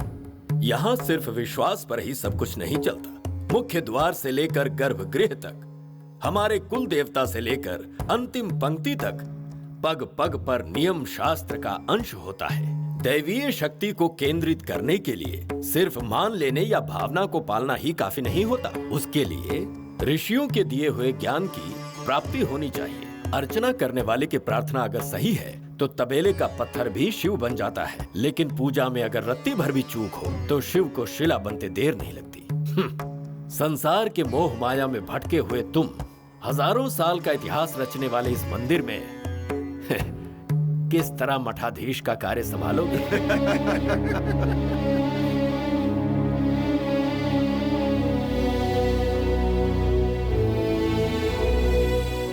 मैंने आज तक ऐसा कोई काम नहीं किया जिससे हमारे धर्म को चोट पहुंचे। स्वधर्मे निधनम श्रेया, ऐसा गीता में लिखा है। नित्य अनुष्ठान और पूजा अर्चना में किसी तरह की कोई चूक नहीं होगी, ये वचन मैं देता हूँ। खुशी की बात है, तुम्हें शास्त्रों का ज्ञान ही नहीं है, फिर तुम मठाधीश का कार्य कैसे कर पाओगे? भागवत गीता में श्री कृष्ण ने कहा है, तस्मात् शास्त्रम प्रमाणान्ते वर्तते कामकारता हंता। ये 14वें अध्याय में कहा है उन्होंने। शास्त्रों के ज्ञान के बिना मन मुताबिक उसका उच्चारण नहीं करना चाहिए, ऐसा श्री कृष्ण ने कहा है। क्या ये पता है तुम्हें? ये 14वें अध्याय में नहीं बल्कि 16वें अध्याय का 23वां श्लोक है। इच्छा शास्त्र विधि मुत संजय वर्तते काम करतः न ससिति मवापनोति न सुखम न परांगतम कहकर शास्त्र के विधान को छोड़कर जो कोई अपनी इच्छानुसार पाठ करेगा उन्हें सिद्धि प्राप्त नहीं होगी, सुख प्राप्त नहीं होगा और न ही परम गति प्राप्त होगी। इसका तात्पर्य यही है। अब सुनिए 24वां श्लोक। तस्मात् शास्त्रम प्रमाणन्ते कार्य कार्यो व्यवस्थितो यात पर शास्त्रम विधानुतम कर्म कृतम निहर्वशी। इसका अर्थ है कि क्या करना चाहिए और क्या नहीं करना चाहिए, शास्त्र के आधार पर इसका निर्णय होना चाहिए। अपनी सुविधा हेतु कोई भी अनुचित कार्य नहीं करना चाहिए। गीता में भगवान ने इसी सत्य को प्रतिपादित किया है। वो सब तो ठीक है, सही कर्मों को कौन सा धर्म शास्त्र प्रमाणित करता है, क्या तुम्हें पता है? उस शास्त्र में विशेष 3 विधियां हैं, निगम, आगम, स्मृति। निगम का मतलब है वेद, आगम का मतलब है धर्मशास्त्र, स्मृति का मतलब है मंत्र तंत्र विज्ञान। सारे कर्मों का निर्माण, प्रतिस्थापना, अर्चना, सारे विधि विधान आगम शास्त्र के अनुसार ही होने चाहिए। निगम मंत्रों का उच्चारण अगम जैसा ही होना चाहिए। जिस कार्य का निर्माण अगम शास्त्र के अनुसार हुआ है उसी विधान के अनुसार पूजा अर्चना होनी चाहिए। हमारा देवालय शिवालय के अनुसार ही बनाया गया है और हमारे शिवालय मुख्यतः 28 प्रकार के होते हैं। कारण कामिका, योग चित्त, दीप, सूक्ष्म, सहस्रा आदि आदि। हमारा मंदिर कारण कामिका पद्धति से बना है। उसके लिए माता की आराधना और श्री चक्र की स्तुति श्री विद्या के संप्रदाय के अनुसार ही होनी चाहिए। शिव के अनुसार पंच ब्रह्मा मतलब कौन है? शिव का पंचमुख भी पंच ब्रह्मा है। उनके नाम है सद्यजोता, वामदेव, अघोर, तत्पुरुषा, ईशान। और इन 5 मुखों से ही न म शी वा य नमः शिवाय से ही पंच अक्षर मंत्र उत्पन्न हुआ है। इन पांचों मुखों को चैतन्य देने वाला शिव ही पंचमुख होकर संसार का नायक है। अच्छी बात है। और एक छोटा सा प्रश्न, शिवम राज कौन है? कोई कलह नहीं, किसी का वध नहीं, असत्य वचन नहीं, कोई अहंकार नहीं, किसी का उपहास नहीं, स्वयं की प्रशंसा नहीं, औरों का अपमान नहीं। यही आत्मशुद्धि है, यही भैरव की सिद्धि है और यही है परमपिता परमात्मा की अमृत वाणी। ब्राह्मण कुल में पैदा होने वाले और भेदभाव का तिरस्कार करने वाले, सब में समानता लाने वाले 12वीं शताब्दी में पैदा हुए बसवराज जी के बारे में ही आप पूछ रहे थे क्या? बिल्कुल। सनातन धर्म ने ही मूर्ति को पूजने के प्रथा की शुरुआत की थी। तब से शिव के आगे बैठे हुए हैं नंदी महाराज, उसके बारे में बताओ। नंदीश्वर शिव पुराण के अनुसार शिला के आगे बैठकर तपस्या करने के फलस्वरूप शिव के ही अंश से अवतरित हुए हैं। ऋषि मुनियों के वेद वाक्य के अनुसार ही धर्म के 4 स्तंभ हुए हैं, सत्य, अहिंसा, शुचि, धर्मपद संपादन। इन चारों स्तंभों पर ही धर्म की सच्चाई टिकी है। इन्हीं ने हम सबको ज्ञान दिया है। धर्म का श्रद्धा से पालन करने पर ही ईश्वर प्राप्त होता है। नंदी महाराज के दर्शन के बाद ही शिव की पूजा होनी चाहिए। धर्म का रक्षक ही भगवान है। भगवान को देखकर सत्य आचरण करना ही धर्म है। शिव पर दृष्टि रखने वाला भक्त आनंद स्वरूप होता है और वो आनंद स्वरूप ही नंदी महाराज है। मानता भस्म धारण 3 रेखाओं में ही क्यों होता है? उसे आड़ा खींचने का कारण क्या है? अग्निमिति भस्म, जलमिति भस्म, स्थलमिति भस्म, भस्म व्योमिति भस्म जैसे वेद मंत्र भस्म को स्थापित करते हैं। अग्नि सारा भस्म वर्चस्व को, तेज को, आयुष, रक्षा, पवित्रता और शांति प्रदान करता है। भस्म भाषणात् भसितम प्रोक्तम, भक्ष किल भक्ष भक्षणात्, इसका अर्थ स्मृति व्याख्या। प्रकाश स्वरूप, पाप का नाश करने वाली है भस्म। ओमकार में आकार, ओमकार मकारों को ऋग्वेद, साथ ही यजुर्वेद और सामवेद को ब्रह्मा विष्णु महेश्वर जी का प्रतीक मानकर भस्म की 3 रेखाएं माथे पर लगाई जाती हैं। माथे की लिखावट को शुभ बनाकर उसे परिवर्तित करने की शक्ति भस्म में होती है। आने वाले संकट का संकेत होता है। ललाट की रेखाओं के अनुसार ही भस्म को भी आड़े रूप में लगाया जाता है। धर्मस्य जयस्तु अधर्मनाशस्तु, शिवो रक्षितो शंभो शंकर, हर हर महादेव।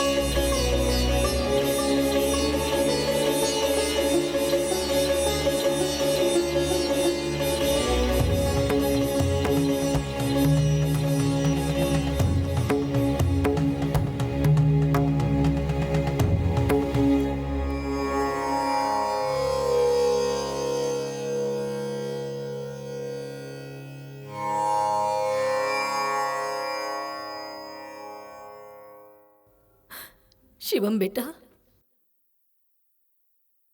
हाँ माँ। मेरा जन्म सार्थक हो गया बेटा।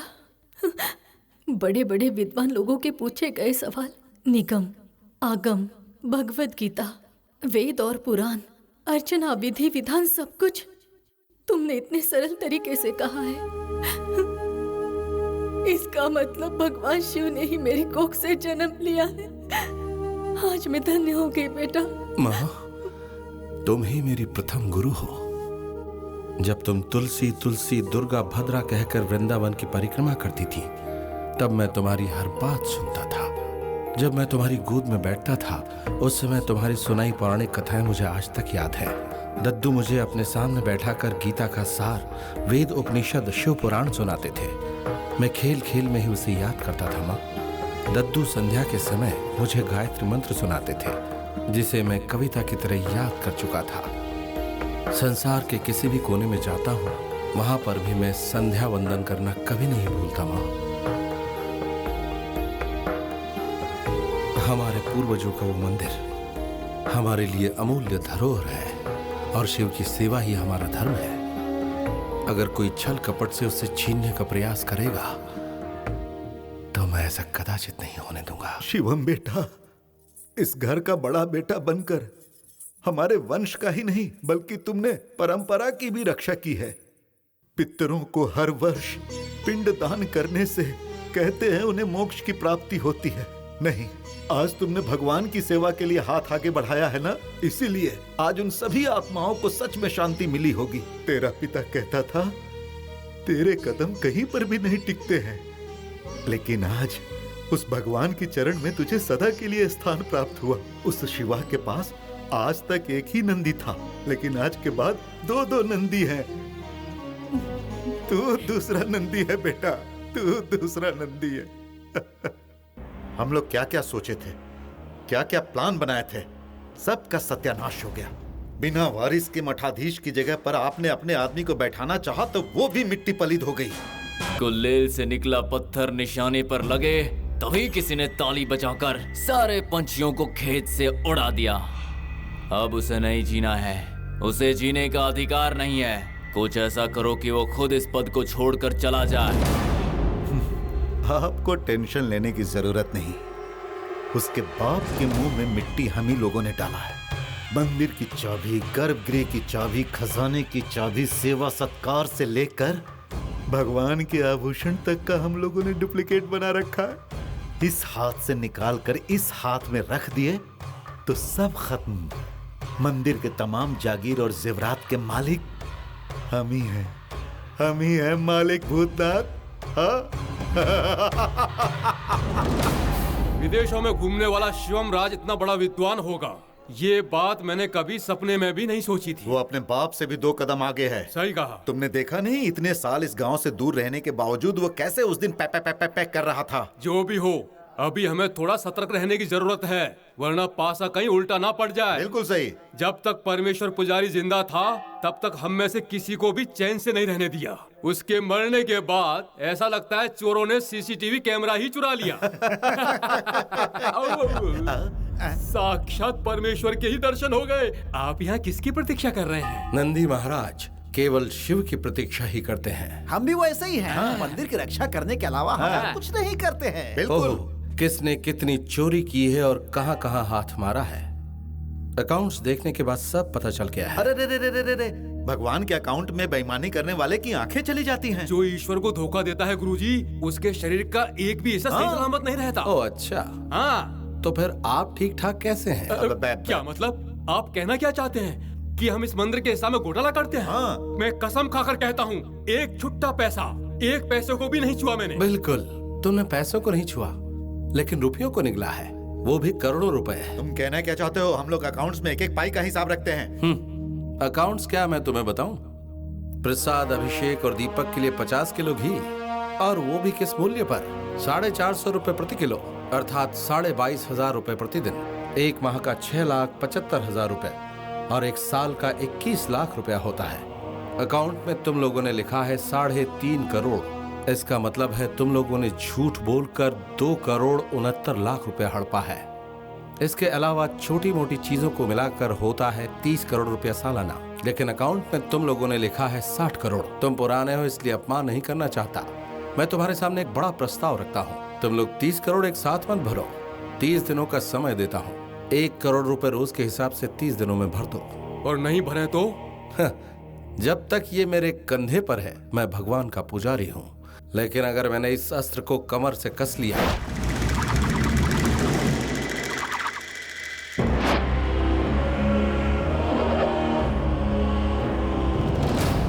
30 करोड़ 30 दिनों में चुका दो, ऐसा हम सबको धमकी देकर गया है वो। खुशियाँ मनाओ कि अब तक वो सिर्फ अकाउंट की फाइलें देख रहा है। अगर उसने हमारी पुरानी फाइलें खोल दी ना तो हम तीनों जन हर हर हर महादेव के पास पहुंच जाएंगे।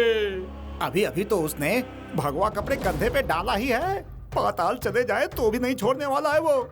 हमारी भलाई इसी में है कि हम टाइम पे पैसा लौटा दें। तुम्हारा दिमाग खराब हो गया है क्या? पहले तो शान से कहता था हम इन्वेस्ट करेंगे, उससे हम करोड़ों कमाएंगे, बड़े बड़े कॉम्प्लेक्स बनाएंगे, इसीलिए हमने सारे पैसे इन्वेस्ट कर दिए। नहीं दिए तो वो क्या बिगाड़ लेगा? उसे उसके बाप के पास भेज दिए तो अपने चेले लोगों को खंबा पिलाकर छोड़ दूंगा और चखने के लिए उसे पेश करूंगा तो मेरे चेले लोग उसकी बस हड्डियों का टुकड़ा छोड़ेंगे। हड्डियों का टुकड़ा ही चाहिए।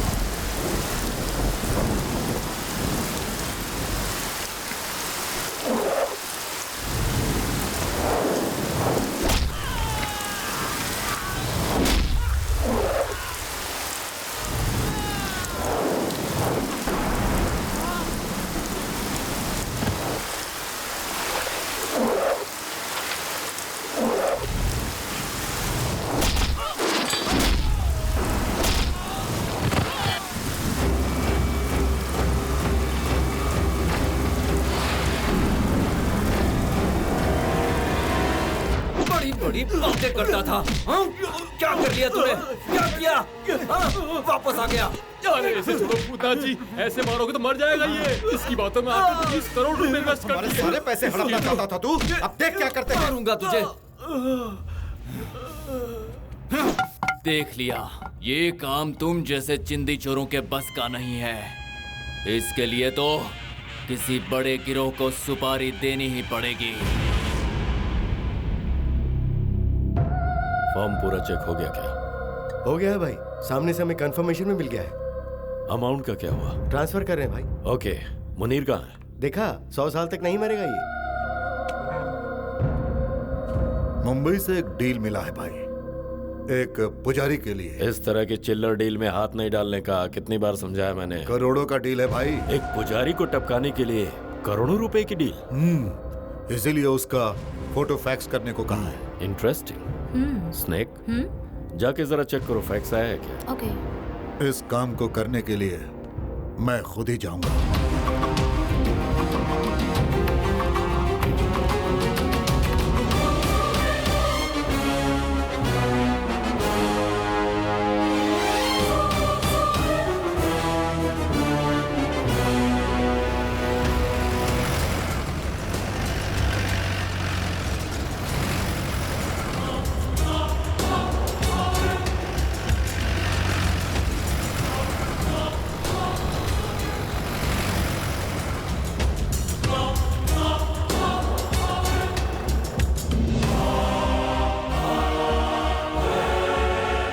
पुजारी को मारने के लिए हमारे धंधे में पहली बार करोड़ों की सुपारी मिली है। निशाना चूकना नहीं चाहिए।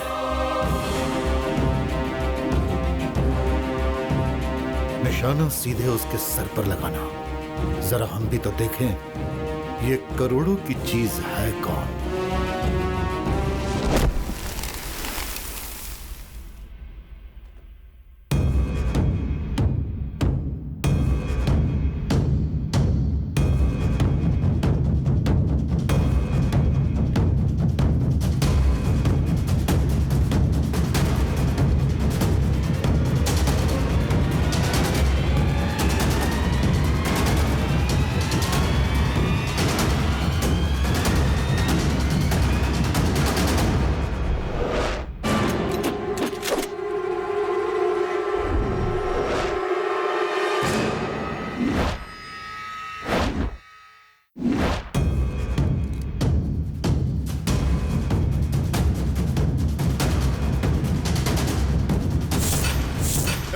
वापस आ जाओ रे, वापस आ जाओ।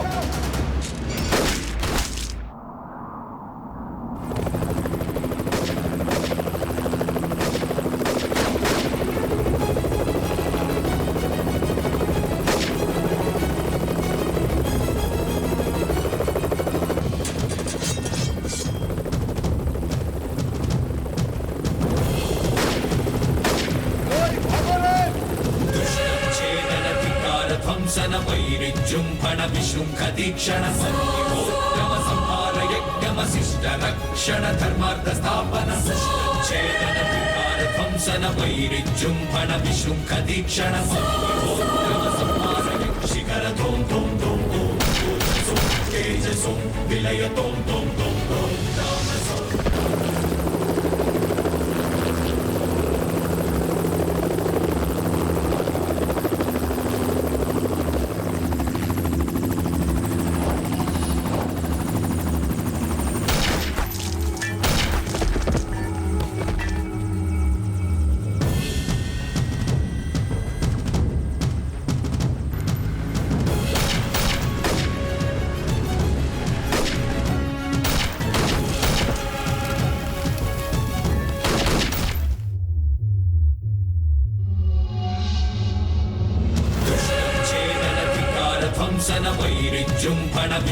दीक्षण संयोगम संहार यज्ञमशिष्ट रक्षण धर्मार्थ स्थापन छेदन विकार ध्वंसन वैरिजृंभण विशृंख दीक्षण संयोगम संहार यज्ञमशिष्ट रक्षण धर्मार्थ स्थापन छेदन विकार ध्वंसन वैरिजृंभण विशृंख दीक्षण संयोगम संहार यज्ञमशिष्ट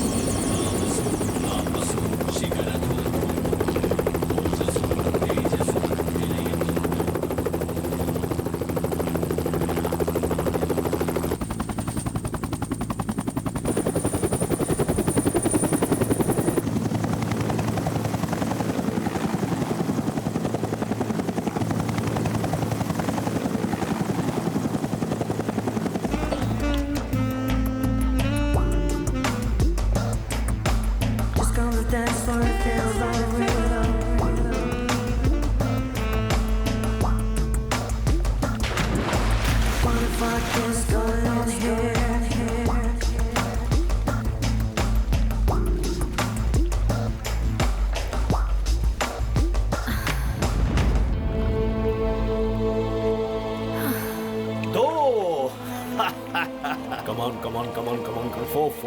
Four.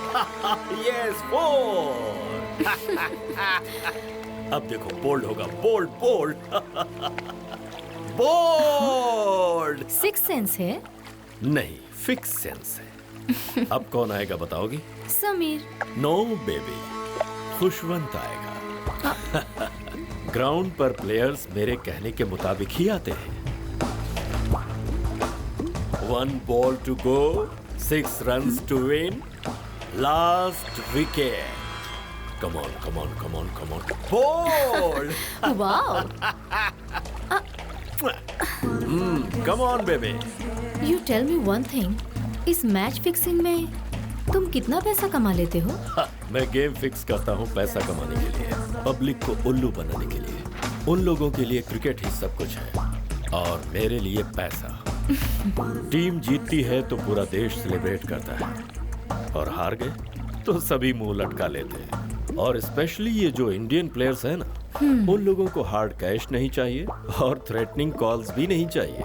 उनके होटल के रूम में चीयर गर्ल्स को भेजकर उसका हम फुटेज बनाते हैं और फिर सारे प्लेयर्स हमारे इशारों पर नाचते हैं। मैं हूँ थर्ड अंपायर। तुम्हें इंडियन से इतनी नफरत क्यों है? क्योंकि इंडिया ने ही मेरे सिटीजनशिप को कैंसिल किया है। इसीलिए मेरी ख्वाहिश है कि वहाँ का हर सिटीजन टेंशन, डिप्रेशन और सेपरेशन की आग में चलता रहे। पूरे देश भर में असली नकली के फर्क ना होने वाले फेक करेंसीज चलने चाहिए। पूरे इंडिया की आर्थिक स्थिति को मुझे छिन्न भिन्न करना है। देश का हर एक इंसान पैसे पैसे के लिए मोहताज बन जाए। Wonderful plan, don't worry.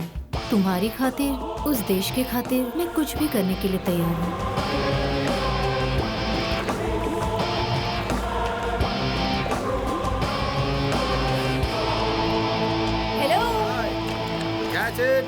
Khan का कंप्लीट नेटवर्क और फोन कॉल्स का सारा डिटेल्स इस हार्ड डिस्क में है। बाद में फोन करता हूँ। मुझे क्या करना होगा? उसका फ्यूचर प्लान क्या है, उसे किस तरह एग्जीक्यूट करने वाला है, ये जान लो। कल ही उसे और उसकी सारी गैंग को मेरी बताई हुई जगह पर ले आना। Okay okay, bye, take care. Okay bye. मैं वैसा ही करूंगी जैसा तुमने कहा है।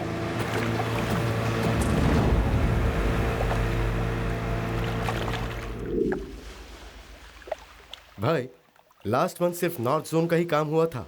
सिर्फ 200 करोड़ की ही रेवेन्यू जनरेट हो पाई है भाई। इतना कम होने के बावजूद इस महीने का कंसाइनमेंट अभी तक नहीं आया है। सैमुअल, इब्राहिम, शेट्टी, वाहिद, अब तक किसी ने भी कांटेक्ट नहीं किया है भाई। इसकी वजह अंडरवर्ल्ड में अलेक्जेंडर नाम के एक नए बंदे ने एंट्री लिया है। वो कहां से आया, पहले क्या करता था, उसकी पहचान क्या है, ये किसी को नहीं पता। वो बहुत बड़ा खिलाड़ी है। जो काम किसी के बस का नहीं, उसमें वो बेझिझक हाथ डालता है। First time middle east, south east, western mafia, Italian mafia, सबको उसने खुश रखा हुआ है। टनों के हिसाब से माल सप्लाई कर रहा है, वो भी कम रेट में। शॉर्टकट में लॉन्ग टर्म की प्लानिंग कर रहा है भाई। वो मार्केट को एकदम सस्ता करके हमें हफ्ता देने वालों को भी उसने अपने कब्जे में करने का प्लान बनाया भाई।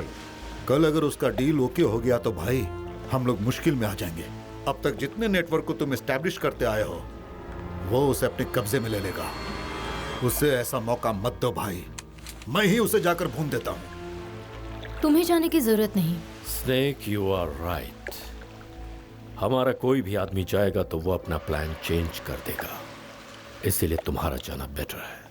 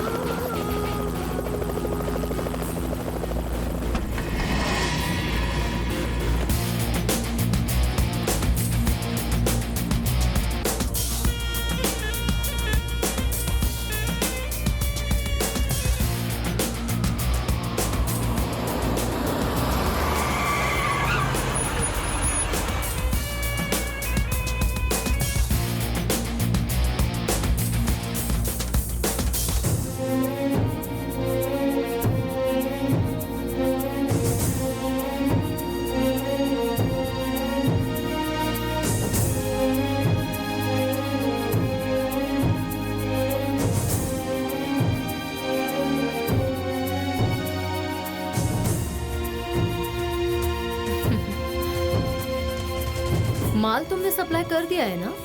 अब चलो निकलो यहाँ से। ओह, जाने के लिए बहुत तकलीफ हो रही है? तो लो, यही पेमेंट है। रास्ते के खर्चे के लिए। मेरे दिए हुए माल के लिए और रास्ते के खर्चे के लिए। ये कॉइन बहुत कॉस्टली है, थोड़ा सा चीप चाहिए था मुझे। और सबसे सस्ती तुम्हारी जान है।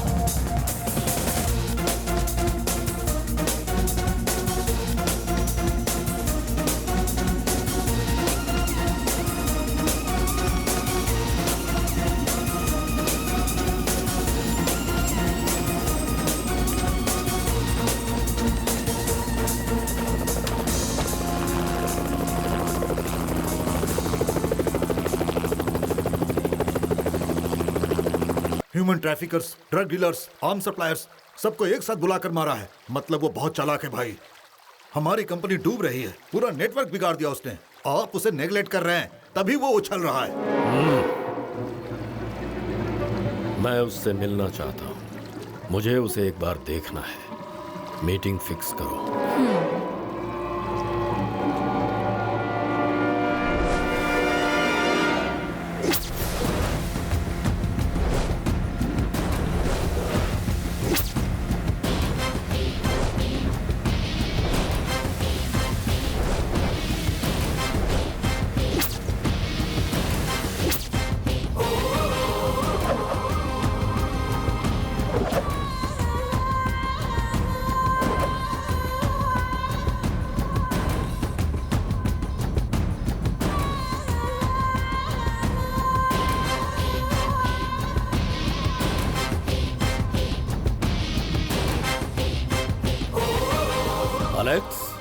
अलेक्जेंडर, हाँ, मैं सोच रहा था तू कोई इटालियन, अमेरिकन या फिर ब्राजीलियन होगा। उस दिन तू फिक्स किए हुए टाइम पर नहीं पहुंचा।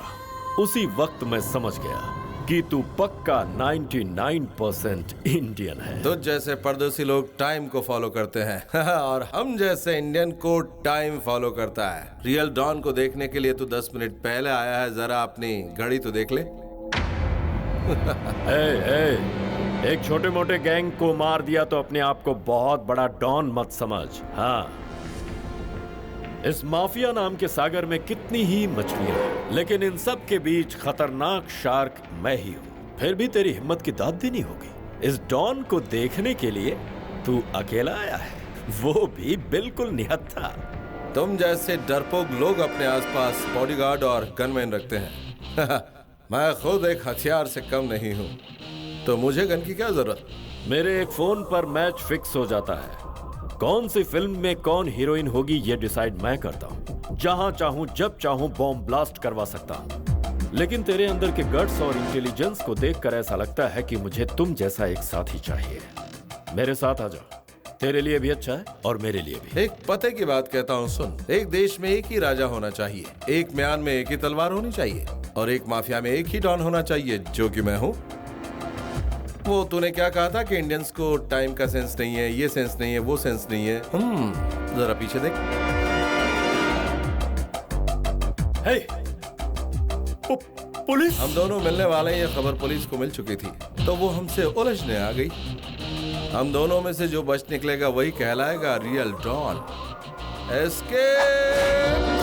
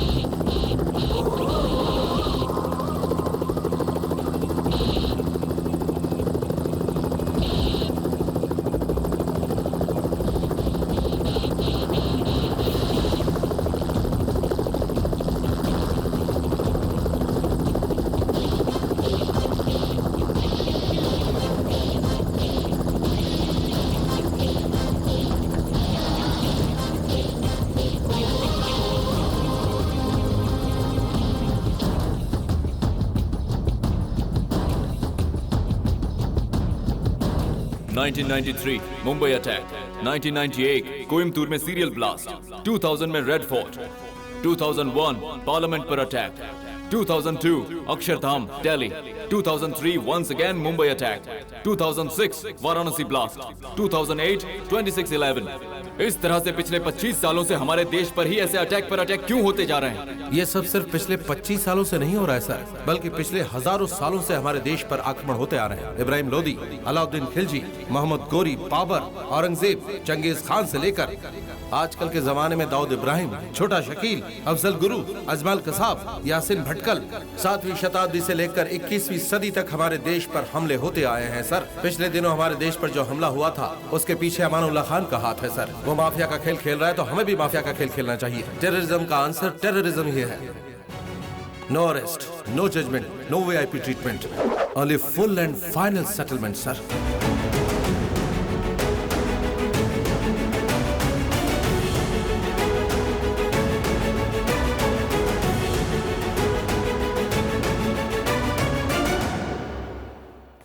You can proceed.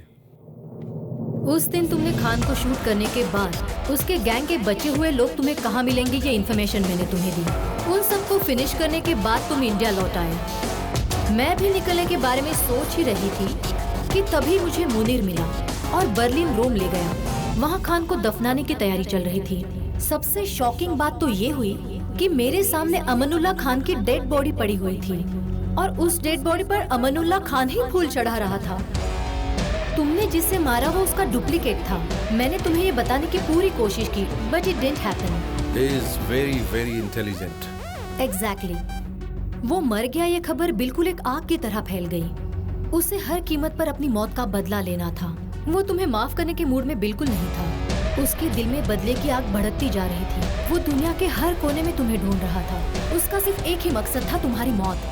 कुछ दिनों के बाद उसे बिहारी गैंग से किसी को मारने की करोड़ों की सुपारी मिली। उनके भेजे हुए फैक्ट्स को देखकर मैं पूरी तरह शॉक्ड हो गई। प्रीस्ट के गेटअप में वो तुम ही थे या कोई और, ये मैं नहीं समझ पाई। एक पल के लिए ऐसा लगा प्रीस्ट का गेटअप शायद किसी मिशन के लिए तुमने चेंज किया हो।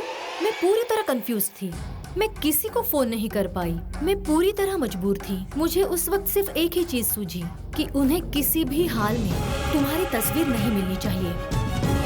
फाइनली मुनीर तुम्हें मारने के लिए इंडिया आ रहा है। जैसे ही ये बात मुझे पता चली, मैं किसी तरह वहाँ से निकल भागी और तुम तक पहुँचकर तुम्हें बचाना मेरा मिशन बन गया।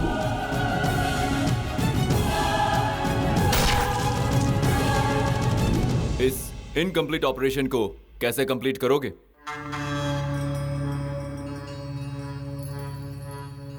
इसे आपको ही कंटिन्यू करना पड़ेगा सर। ये तुम क्या कह रहे हो? दरअसल बात यह है सर, पिताजी के स्वर्गवास के बाद मंदिर की सारी जिम्मेदारी मेरे कंधों पर आ गई है। लेकिन ये भी तो तुम्हारी जिम्मेदारी है। हाँ बिल्कुल है सर। इस काम का चुनाव मैंने अपनी मर्जी से किया था, लेकिन मंदिर का काम मुझे अपने आप मिला है। सीक्रेट इंफॉर्मेशन और काउंटर टेरर अटैक में तुम कितने एक्सपर्ट हो ये सब अच्छी तरह से जानते हैं। तुमने गिव अप कर दिया तो इस ऑपरेशन को कंप्लीट कौन करेगा? मैं नहीं हूँ तो क्या हुआ सर। इस काम को पूरा करने के लिए यहाँ पर एक से बढ़कर एक ऑफिसर है, लेकिन वहाँ मेरे सिवा कोई नहीं है सर। मैंने अपने घर वालों से वादा किया है, उन्हें प्रॉमिस किया है, अपना बचा हुआ जीवन मंदिर को समर्पित कर दूंगा, क्योंकि हमारे पूर्वजों का वो मंदिर सदियों पुराना है जिसकी हिफाजत बहुत जरूरी है sir. I am very sorry to resign from my job sir.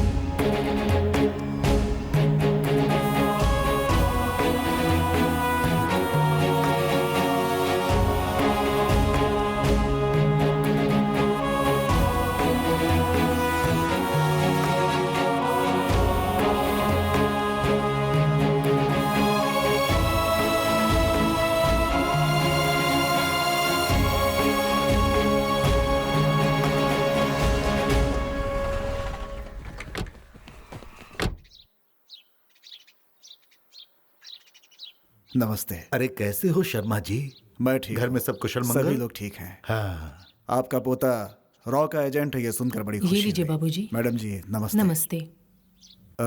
आपके पोते के बारे में आपको पहले से पता था? अरे नहीं, लेकिन वो जो भी करता है अच्छा ही करता है। वो घर पे है क्या? मुझे उनसे मिलना था। वो ऊपर है, तुम्हारा इंतजार कर रहा है। जाओ मिल लो। जी ठीक है। सर मुझे आपको कुछ बहुत ही जरूरी बातें बतानी है। हाँ जरूर बताइए सर। आप रिजाइन करके आए हैं, मुझे ये बात पता चली है, लेकिन उसे एक्सेप्ट ना किया जाए। मैंने बड़े अधिकारियों से ऐसा रिक्वेस्ट किया है। उसका कारण ये है कि आजकल जो क्राइम चल रहा है उसे हम लोग कंट्रोल करने की बहुत कोशिश कर रहे हैं, लेकिन कामयाबी नहीं मिल रही है। सिर्फ इतना ही नहीं, इस मंदिर की जमीन पूरे 100 एकड़ तक फैली हुई है और इस पवित्र जमीन पर चंदन की लकड़ियों की स्मगलिंग हो रही है। ऐसा कंप्लेंट आपके पिताजी ने दिया था, जो अभी तक पेंडिंग पड़ी हुई है सर। इस सारे काम के पीछे भूतनाथ का हाथ है सर। उसकी पहुंच सेंट्रल तक होने की वजह से हम उसका कुछ भी नहीं बिगाड़ पा रहे हैं सर। आपने जिस तरह से इंटरनेशनल माफिया को धूल चटाया है, उसी तरह से इस केस को भी हैंडल करेंगे तो हमारे डिपार्टमेंट को भी हिम्मत मिलेगी सर। आप एक काम कीजिए सर, इस ऑपरेशन के लिए मुझे 10 अच्छे काबिल ऑफिसर्स दे दीजिए। आगे क्या करना है ये मैं देखता हूँ।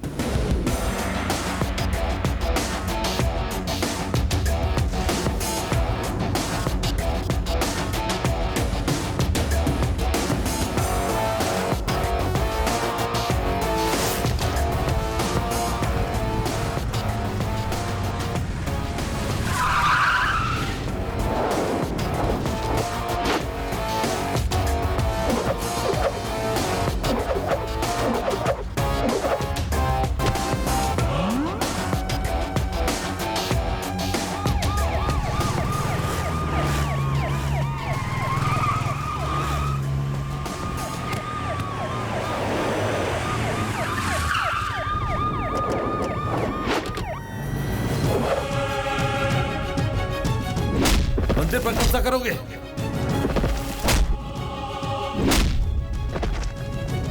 तुम्हारी इतनी हिम्मत, देवस्थानों पर कब्जा, वो भी मेरे होते हुए देवस्थान पर नजर डालोगे?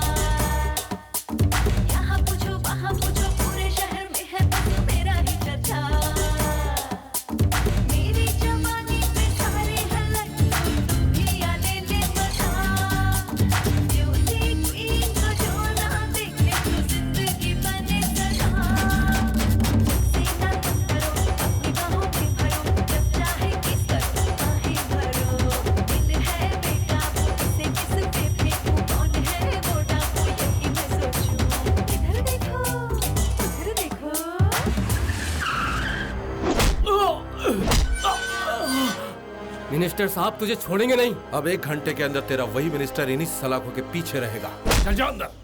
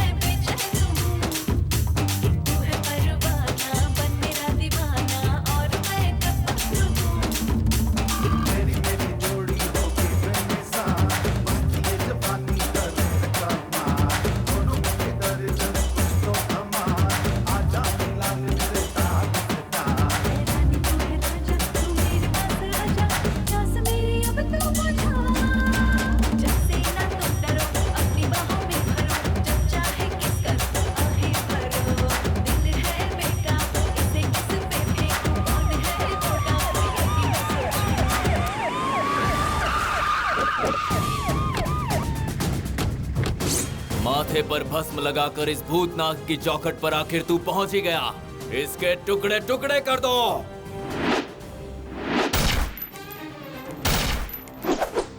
दूसरों के माथों पर भस्म देखकर तेरे तन बदन में आग लग जाती है ना? ले जाओ इसे।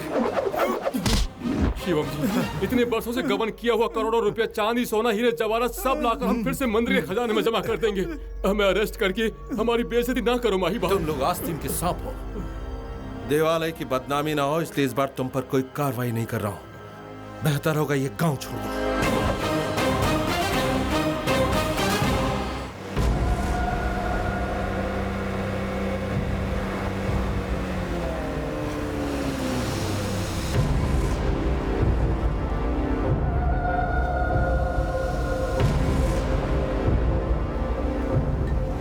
पूरे 5 घंटे से मैं तुम्हारा यही इंतजार कर रहा हूँ।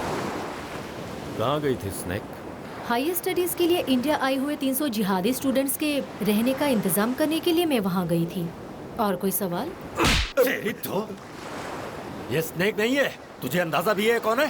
हाँ? मेरे दिल का टुकड़ा है ये। ला ला गल्ला गल्ला दे मुझे, ठोक दूंगा तुझे। जानती हो इसने क्या देखा? ये जिस डील में तुम्हारे साथ गया था, वही पुजारी की सुपारी जो हमें मिली थी, जिसमें 4 करोड़ हमें मिलने थे, उसे पुजारी के रूप में एलेक्स मिला, जो हकीकत में शिवम राज है। जब बिहारी गैंग को लेकर ये शिवम राज को मारने गया तो तुमने ही आकर उसकी जान बचाई, ऐसा कहा इसने। मेरी दिलरुबा मेरे लिए अपनी जान दे सकती है, वो मुझे कभी धोखा नहीं दे सकती। बोलूं तो अभी जान दे देगी वो। मैं तुझे नहीं छोड़ूंगा। मेरी जिंदगी का मकसद तो यही था कि तुझे मौत के घाट उतारूं। जिस दिन तू माफिया से टेररिज्म में टर्न हुआ, इंडिया पर अटैक शुरू कर दिए, उसी दिन शिवम ने तुझे टारगेट बनाकर एलेक्स बनकर यहाँ एंट्री ली। तेरी माफिया से तुझे ही धूल चटाई। तुम्हारे डुप्लीकेट के बारे में हमें देर से पता चला, इसलिए अब तक तेरी सांसें चल रही है।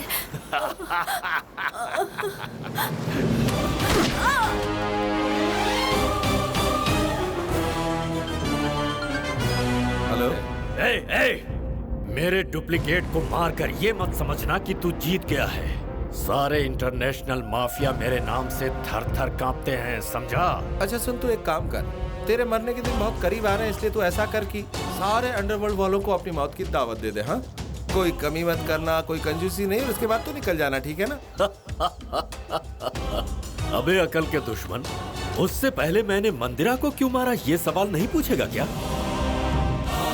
मेरा धंधा, मेरी इमेज, मेरा कारोबार सब कुछ बर्बाद करके तू कहीं जाकर छुप जाएगा और मैं तुझे ऐसे ही छोड़ दूंगा। तू इस गलतफहमी में जी रहा है क्या?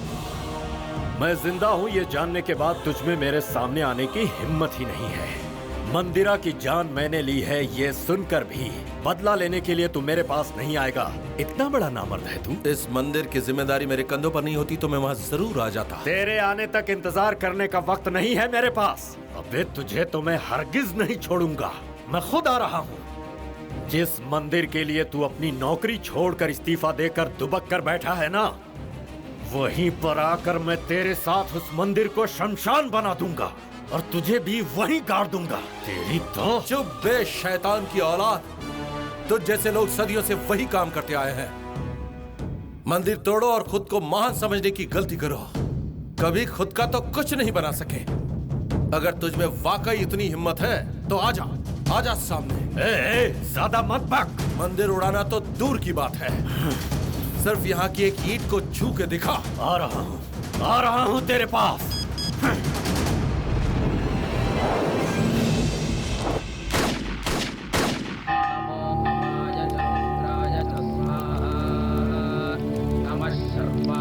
पशुपतये च स्वाहा, नमो नीलग्रीवाय च शितिकण्ठाय च स्वाहा, नमः कपर्दिने च व्युक्तकेशाय च स्वाहा, नमः सहस्राक्षाय च शतधन्, नमो गिरिशाय च शिवे।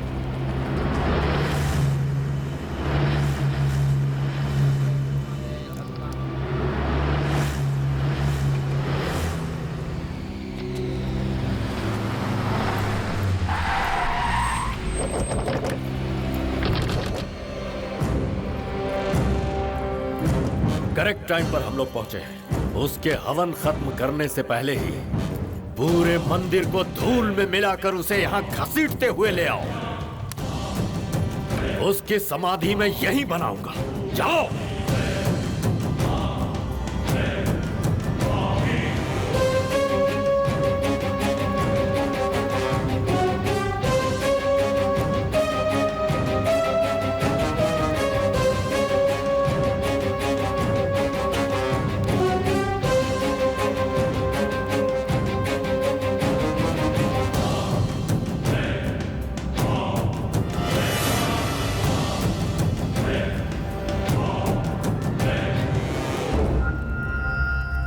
शिवम राज, तूने मुझे चैलेंज किया था ना कि इस मंदिर की एक ईंट भी छूकर नहीं दिखा सकता, वो भी इस अमानुल्लाह खान को।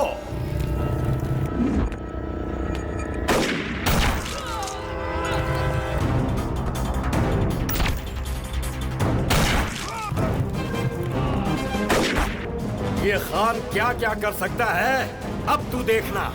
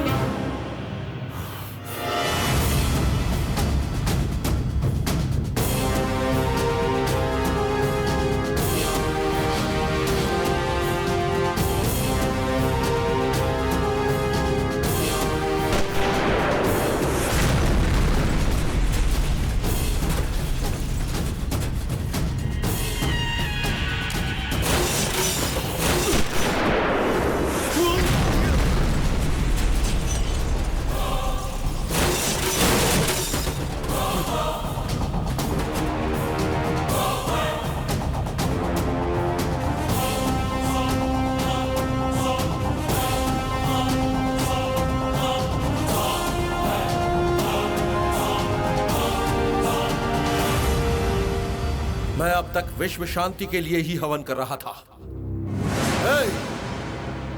क्या कहा था तू मंदिर को धूल में मिलाएगा? हाँ, त्रिनेत्र तक पहुंचने से पहले तुझे इस नंदी महाराज को पार करना होगा। आजा।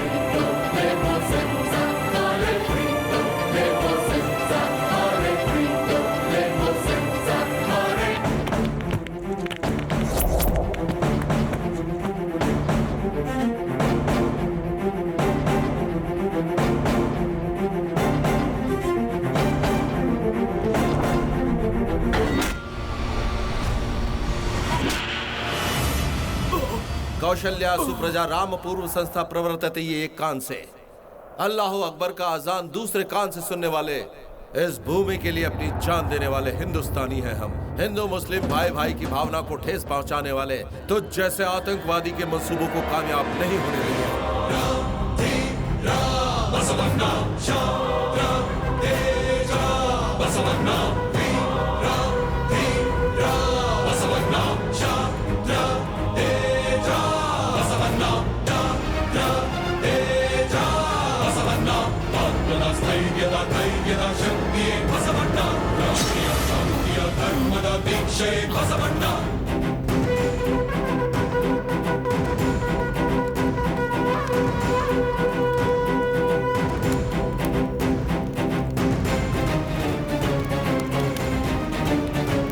हमारी धरती का कोना कोना, चाहे वो किसी भी धर्म का क्यों ना हो, हर किसी का फर्ज है कि उसे अपने गले से लगाकर एक पवित्र भूमि माने। मंदिर हो या मस्जिद, गिरजाघर हो या गुरुद्वारा, या फिर कोई भी धार्मिक पूजा स्थल क्यों ना हो, हर स्थान पवित्र होता है। उसकी रक्षा करना हर इंसान का कर्तव्य है। धर्मो रक्षति रक्षितः।